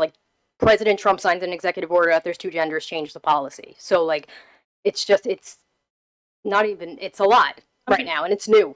It is very new, and I can absolutely recognize that. I'm going to read from a slide that came directly from that presentation. And while you say, yes, we don't know what's happening federal, but the Department of Education, federal department, is, as you said, the middleman. The money is still there to go to districts. The federal money is still there. There's just a removal of the middleman. So that's still there. Now, the slide that I want to read, the title is Trump Administration Executive Orders. And then it states, in sum and substance, the Biden administration's Title IX regulations which had sought to codify LGBTQ plus student protections by prohibiting discrimination based on sexual orientation, gender identity, were struck down. Only 2 sexes are now recognized. These are subtitles. Bans transgender students from using bathrooms that align with their gender identity. And then schools barred from helping student social transitions. And then, bold, K-12 schools across the country are at risk of losing federal funding should they continue following Biden Title IX regulations. So, in sum and substance, we need to change that policy back to what it was. You're not and we bringing need in to the cover context of the all 20 slides on students. either end of that, though, because this is how misinformation when gets spread. politics are spoken about. Because this you're isn't the place. overspeaking her. This isn't the place No, for politics, and what I'm saying is that there's a lot of missing context on both ends of that. How many cases are listed in there that talk about districts fighting back against that and winning those cases depending on what it was? We don't know President anything. Trump signed a I make it about executive politics, offer. which is not, it's an executive order, but that does The not same make way it when law. Biden signed an That executive just order, doesn't make we it have law. to follow it. We're not So getting, why are you Yes, against ladies, following the law? ladies, we're not getting anywhere because we're all just speaking over each other. We're going to either speak one at a time or wait till the next meeting when we do have legal guidance I here. think we should wait until we have legal guidance. That's just my opinion, because I think I listened to them a lot of people saying that, like, a lot of attorneys saying there was not enough clarity for anybody to really move anywhere at this point, including them. So I'm fine with that. And I was fine with speaking to attorneys who told me that only Connecticut took the liberty of changing the verbiage in this policy. And this is what I was told, so I'd like to hear it right from Anthony. I'd like you to look into this. He will How be here many in about 5 districts- minutes if Yes, you want. how many districts have changed the verbiage? Because I was told that there's 2 ways that districts did it outside of Connecticut. And that was, one followed the NISMA regulation, which was just leaving the policy to the way it was, which read all students. All students encompasses all. Regardless, Melissa, what you think, all means all. As per the other districts, they changed it to read all students in that one sign.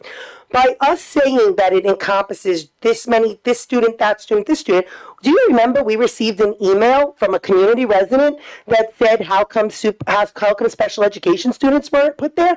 Do you remember that we received another email from another community member that stated 18 other people that are in protected classes that we did not add? Why is it that you only remember the ones that you choose, selective memory? I remember all of the emails that we received. We did not receive just emails from the few people who said, please change it to include transgender or others. You just remember those people. I remember everyone. And that is that we had some community members who wanted it this way. We had some community members who wanted it this way.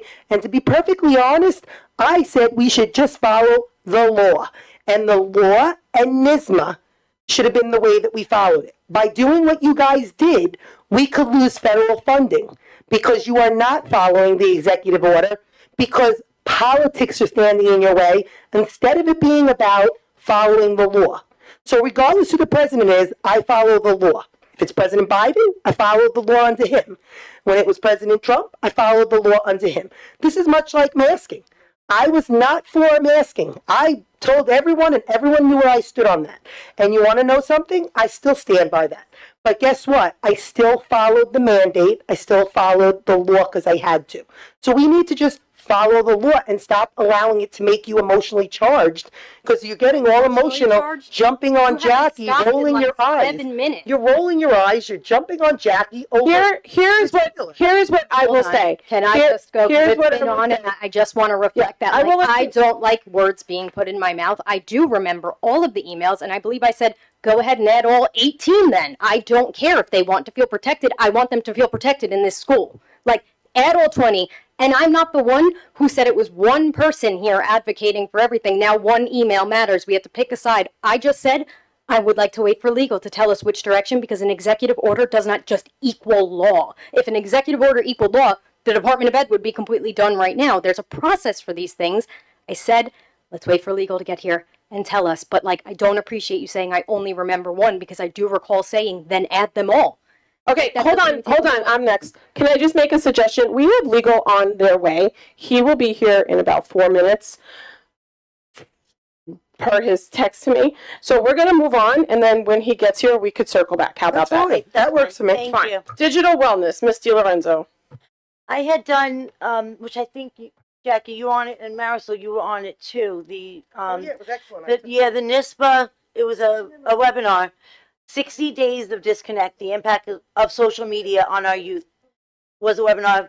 Bob Vecchio organized this. He was great. It was fantastic. It's actually kind of scary to see what happens. I mean, we know what happens with social media, but really the impact it has on our minds. And one of the things that I thought was interesting that they brought up was, and we do this a lot in our schools, I see it in the elementary schools, we do digital literacy to teach the students how to use, not necessarily social media at the elementary level, but how to use the computers, how to use anything like that. But they brought up a concept of digital wellness, which I thought was really, really incredible, because I tell you, one of the things I learned about was something, I think they called it phantom vibrations, like a kid that is so in tune to their phone that even when their phone is not on them, they feel like it's vibrating. It's in the, and it's not. It's so connected to their mind. And I and this is probably something that would have to go through, Mrs. Pisani with wellness and everything. But I really think maybe we should consider not only bringing in something with digital literacy, but bringing in something about digital wellness, how to put it down, how to separate yourself from it, how to not focus on when you're on Instagram, how many likes did I get? Like, how to really separate that and bring back that human interaction. I don't know if that's something, I don't think we have anything like that now, but I think it's important to teach kids how to use it, but also teach them how to step away from it. I thought that was a great point that they brought up in that webinar. I also thought it was excellent where they were saying social media and the teenage brain. I took screenshots of some of it where it said via National Library of Medicine, peer influence via Instagram, effects on the brain and behavior in adolescence and young adulthood, young minds and peer feedback, the vulnerability, peer feedback. It was so much they were giving us. It really is an excellent, training. And that's why we say that these are good trainings, especially these ones that are like a lunchtime hour. You watch them for an hour, it keeps your attention, and it also teaches you a lot. A lot of times I like to do it on my phone because I take the screenshots of the actual slides, like this, the effect of social media on a scale, on the MRI scans of individuals with substance abuse addiction versus social media addiction, whether there's permanent damage, why are young people so vulnerable, critical periods in their life. I mean, it was really very, very good. It was. I was actually, when they showed those MRI pictures of the brain, I was amazed to see that one of the parts that they said, when you see something, say, negative on social media or you get a bad comment, it actually triggers the same part of the brain that responds when you are in pain. Like, that's incredible to learn that and to think that young minds may be going through that. I do think it's really important for us to consider something along with digital wellness to help them to manage that. Oh, sorry. Thank you. I liked also the dopamine where it says there's dopamine fasting and how much dopamine you receive is equal to your dopamine threshold when you're looking at a cell phone and when you're looking at social media, the anticipation often greater than the reward itself. I mean, it was very good. The reward, it set the dopamine reward loop, very, very good. It was very good and very educational. I'm glad we got to get on there.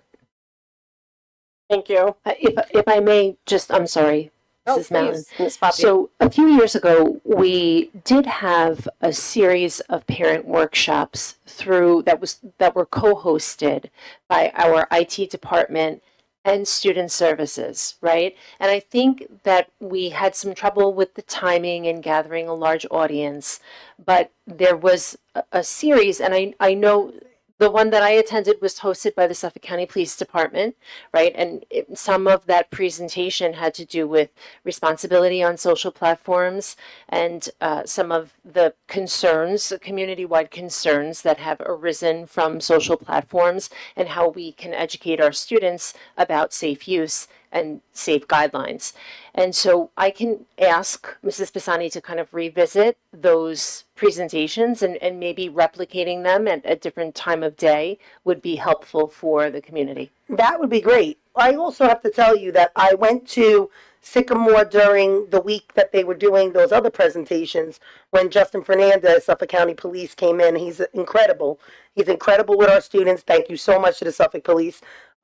He came in and he went over that. He went over what is the etiquette, what could get you in trouble, what you shouldn't do, what, not giving out your name or your real name or your address on any of these platforms. I only visited the ones for K to 5 though. I didn't get to the ones that were the high school. I wanted to, I couldn't make it that day, but it was excellent how he did, and it was a lot of that stuff. And I do recall going to these workshops with you. I remember being at one, especially the one about melatonin and the dopamine, and how I remember that was a different one. That was hosted by somebody that Mrs. Pisani brought in, and that was an excellent one. Thank you, Ms. Puppy. That would be great. Mr. Fasano, welcome. And I do apologize. I know you just got here, but we were actually just having a discussion about the new federal education department, and there are some board members that had some questions. Ms. Lorenzo? Yeah, I wanted to ask you about, what we've learned over the last few months about Title IX and how it relates to our policy on 0-100 on equal opportunity and non-discrimination. I think that's what it's called. And that we have that sentence in there that says we'll protect all students, including transgender and gender expansive students, and that we are in risk of a possibility of losing federal funding. We're going against Title IX in there. And many districts are doing either leaving the sentence out, it's optional, or they're going with all, because all covers everybody. It includes them. It includes everybody. So at that point, you're covered, whether it's state or whether it's federal, or just removing the sentence, but having that extra piece can put us in non-compliance. Because what we're asking you is also how many of the other districts. So when you're an attorney for many districts, and with this policy that's been back and forth, under the last administration, the policy change was fine. Under this administration, the policy change can present a problem. Other districts of the board members that I've spoken to told me that they were smart enough not to change it. They said, we just left it under the way NYSMA made it, or we left it as all students, because we didn't want to get into the fray of who was included and who wasn't included, especially now with these executive orders coming down from the federal government, which are going to trickle down to the state, which are going to trickle down to many problems, conflicting information back and forth. My question to piggyback her is, how many districts did what we did? Because everybody I've spoken to said that they either went with all or they went with the NYSMA version. Nobody just came up with their own version like we did. So I would say the majority of the districts will choose either one or two options. It's either because NYSBA in their policy, they say that it's an optional sentence. So it is not legally required for you to do it. So you can either leave it in as is, as per NYSBA, which many districts do. They just adopt the policy without really even looking at it. Just say this is recommended by the New York State School Boards Association, who we pay to provide policy services for us. That's the recommendation that we'll take. Other districts say, well, it's optional. We don't need to have it. We're taking it out in its entirety. And then there were other districts that removed that language and said it was for all students. So I would say the majority just left it as what NYSBA said, because that's what most districts do. If NYSBA is recommending it, that's what you pay NYSBA for as a policy service. But many districts did just take it out completely. So Connecticut didn't do that, neither or. 3 board members voted to have it changed to something totally different and expand on it. We have the only one that and did now that. we have emails that have come in that people wanted expanded even more. When does it end? Where is the line? So I would say, as far as what you mean, as far as expanding the policy as I recall it off the top of my head, the paragraph immediately preceding it did cover all types of students, and it did have a very lengthy list of students. So to me, again, I would call it superfluous, the second sentence, because all of the categories in which you were considering were already outlined in the first paragraph. But it is fine, again, if you wanted to put it in the second sentence, that second paragraph, that's fine. That is NYSBA's, not so much their recommendation, but they do note it's optional. You don't have to do it. Do you know any other any other districts offhand that did what Connecticut did? The board majority did. Connecticut didn't do this. There's 5 of us, and 2 of us were adamantly against changing it to accommodate some instead of accommodating all in a neutral manner. Off the top of my head, no, I cannot. Okay, we have the Water Authority, Ms. Napolitano-Ferno. I wanted to thank the Suffolk County Water Authority and Marisol for inviting us in. I got to go to the presentation. It was excellent. It was really great to see that Connecticut High School was bringing in different, this was the science department did this. Originally, I thought it was our career department, because I know at the same time that you were bringing this in, they were bringing in a sonographer they had at the high school, I believe, as well. It was Women's History Month, and we wanted to bring in women in STEM, so we presented to some science and STEM classes. That's awesome. But I'm saying I believe the career department, Mrs. Rapone's, I believe they brought in a sonographer, which was also awesome. So it was very nice to see that we're bringing in the career opportunities, giving students a taste of what's out there. I myself learned about all the different jobs that Suffolk County Water Authority actually employs, including attorneys. They have engineers, they have public relations. So really, it's like there was a job for everyone. It was really nice to see how the kids were very engaged. They enjoyed the class, and thank you very much for coming. Thank you. It was actually really nice to present to the students. I really enjoyed it. Does anybody else have any topics before I go? Okay. I will now open the floor to the I will now open the floor to the open public comment portion of the agenda. I will call individuals forward one at a time. Please wait for my acknowledgement before stepping up to the podium.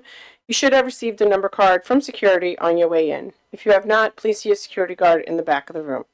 Any person wishing to address the board shall address the board president. Comments should be kept as brief as possible and relate to school matters only. Each person will be limited to 3 minutes for one or more topics. Individual employees, parents, or children should not be identified by name, title, position, grade, or building. The use of foul language and threatening comments will not be tolerated, and the board will consider a recess until order is restored. In accordance with Policy 1230, public comment will not exceed 30 minutes. If there are additional persons wishing to speak, the board may consider a motion to extend the time. Number 1. Number 2.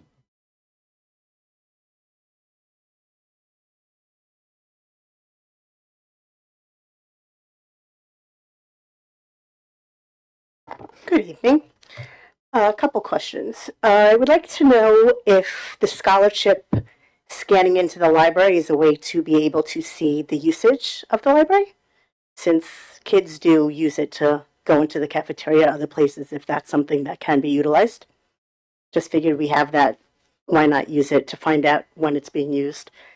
And my other question was, 2 weeks ago at the meeting, we were told that we would be given an update with the situation over at the elementary school, and I was just wondering if there was anything that would be shared with the community, because I know there was a lot of concern with what was going on, and if there was any update that would be shared. So we will look into monitoring the student IDs, see if they do badge in. The only update I can give you on the elementary school update is that the staff member is back in the classroom.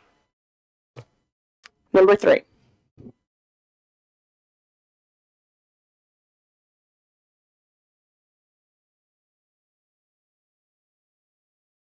Yeah. Okay. Hi. Been a long time since I'm here. So excuse me if I ask things that are spoken about often that I just don't know, that I'm not caught up with. But I had actually sent an email a while ago regarding the busing, which came up tonight as far as more busing going to Suffolk as opposed to our own. And just so many years in the community and so many friends, I hear constantly that, excuse me, departments like you're saying, special ed, where we maybe can use more help, and we don't have it. But yet, a department like busing has many, many people up here that can be utilized better. We keep putting out to Suffolk and spending that extra money. One of my concerns is that, that every X amount of years it comes up, people will say, well, why don't we source out to Suffolk, which is, in my opinion, the last thing I ever wanted for my kids while they were here. So I didn't want things to lean that way. We keep giving to Suffolk. In the meantime, from, again, just what I hear is that there are a lot of people in their office. One maybe that just hands out the runs in the morning. One maybe that just does the trip assignments and things like that. So I'm just wondering if we ever get to the point where we look at that department and just tighten it up. Not that anybody's not doing a good job, but again, it's only what I hear. But I've heard consistently over the years, through the years that my children were here even, and my youngest now is 25. So we're out of the district by a good handful of years. And still I hear the same thing in the neighborhoods, and all of a sudden my kids are being picked up by Suffolk now. And so couldn't we just take a look at that department and just see how we could better utilize? They have, a couple of 19As that, if there's 7 or 8 people in that office as people that don't drive every day, 4 or 5 of them, the majority of them are all licensed bus drivers that could be taking runs after they hand out their boards in the morning or whatever. Go take the run. Don't give it to Suffolk. Don't, money in our pocket. And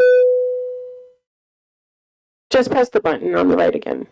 I think as parents, we want our kids to be picked up by our own. Most of them are community people and moms and dads we know and recognize. I don't know. So that was the majority of my thing. Oh, and the library. What the heck is going on? The library should never, ever be closed, Dr. Centimore, never be closed. And I was wondering, what is the librarian doing? Don't we have like a full day? What's she doing when the library's closed? So there's many reasons the library is closed. One is just improper coverage, which Mr. Kohler-Heifer just said we were working on, and we've now gotten the coverage. And a great idea to look at the transportation department. It's always good to give an overview to all of our departments, and giving it once over to the transportation department. Yeah, save money there and get a helper for the special ed. Yep. Thank you for your time. Thank you. Appreciate it. Number 4.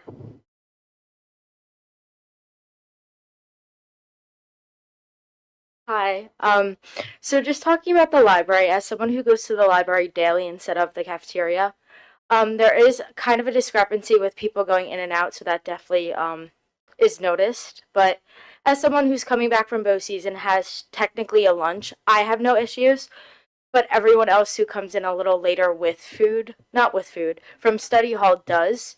And then another thing with the printing, as someone who put in for like 15 scholarships and annoyed the living crap out of my mother, I love you. Hassle going to the library and just sitting there and jamming that printer when I'm at school for 20 minutes in between BOCES and my first class. So it kind of was a little frustrating when so many people are going to the library staff and just asking the same questions, and there's not enough of them for what they do, and we greatly appreciate them, because without them, it would not function whatsoever. So they're definitely understaffed and doing their best, so it's not a short falling on their end, but it was just kind of frustrating when I'm sitting there doing work and I had such an ample amount of time to print, but I wasn't physically able to. So it just kind of felt like a waste of time in my mind. If I am there, why can't I print? Because I do so much work and I should be able to. But yeah, thank you. Ava, wait, let me ask you something. So you guys can't print in the high schools? right? I mean, like, this is what I'm hearing, that to print, like, if you had to print your 15 scholarships, you wouldn't be able to. So, for me, when I asked questions regarding scholarships, it was more so, hey, it's online, just go off that, not like, hey, here's a packet. So when I went to the library to try to, it was just kind of like everyone was so busy, I couldn't really like find someone to do it, or if I did, it would just not work out. But yeah, it wasn't really an accessible thing with so many people being there. Do you ever, like, just out of curiosity, have you ever tried to print anything in the library and been able to? So I have, but it kind of caps you out when you, I think, print 3 pages. Or it's, yeah, but normally when I do that, I speak to my resource room teacher and he just does it. I love him, so I don't really deal with that anymore because I just ask him to print it and I. But we're gonna work on it because Yes. the library at the high school Yes. was $1.3 million. I keep saying it because I want everyone to hear it. $1.3 million. And there's 5 staff members assigned to the high school that I know of. 5. Maybe 4, but it's definitely 5 normally, but maybe 4 right now. It definitely, it needs to have more allowance for printing. It needs to be more encouraged for all of you to be able to use it. And I'm sorry that it's your senior year and you won't be able to use it more often, but I'm going to fight for everybody else under you. I'm also gonna allow Ms. Poppy to speak to the library for 1 second. Thank I'm sorry, I did get some clarification on the printing piece and what's allowable. So student printing is available for high school and middle school students, and they're able to print to the printer in their school's library only. That's their only option. The high school has a limit of 20 copies per day, and middle school students have a limit of 10 copies per day per student. However, if more is needed, then certainly that can be accomplished at the discretion of the librarian, the library media specialist, or their staff member. But it sounds like there may have been quite a bit of traffic in terms of students who wanted to print or maybe were having issues or problems printing from their devices. That's in black and white only. I have color printing is a separate piece. It costs more, and I think that is only at the discretion of the library media specialist. I would love if we got signs made and we put them up in the library so students knew that they had to ask, because I'm starting to feel like students need, like, if they don't know, if they're unaware, it's just like I was told that study hall kids could go to the library, but they have to go to their, grade level administrator to get a pass. That's all good and great, but if a student doesn't know that's what they have to do, and I was told from students that they get it from their study hall teacher. So if a study hall teacher gives them a pass to go to the library, then they're sent back to study hall from the library. So they got a pass from the study. It makes no sense to me at all. So now we're saying you have to go to your grade level admin. I mean, I'm just trying to understand this. There's 1,700 kids there. This is what we're like. Doesn't really sound like this is working, because students don't know, and it's only making it where kids during study hall get sent back to study hall. Again, I really feel like something needs to be done, and I'm not hearing about this at RMS or OBMS. I'm only hearing about this for the high school. So that's an issue too. And again, I've dealt with it as a parent myself, so I know it's actually happening. But it's the fact that I've been hearing about it for 6 months, and I've been saying, oh, why is the library closed? Why is the library closed? The library's closed. And then I actually walk past it, and it says it's closed. So it is closed at times, fully closed. I mean, I've actually walked past it to go to a room when we did a classroom. I'm trying to think what committee it was. We did a committee in the classroom. Dr. C, you were there. But we had all the ones in the is that the anti-bullying? It might be the anti-bullying, because I think the students wanted to make sure that they could contribute, which was nice. And it was closed. I literally looked at the library, the sign up, it says library is closed. Like, so we need to do better. I mean, we need to figure something out. And especially with the printing. I have a senior who I'm sure if I go home and ask, she's going to tell me she had no idea that she could print 20 pages a day for 4 years. That's pretty bad. And the Did you instruction, know that you had 20 pages you could? Yeah, that's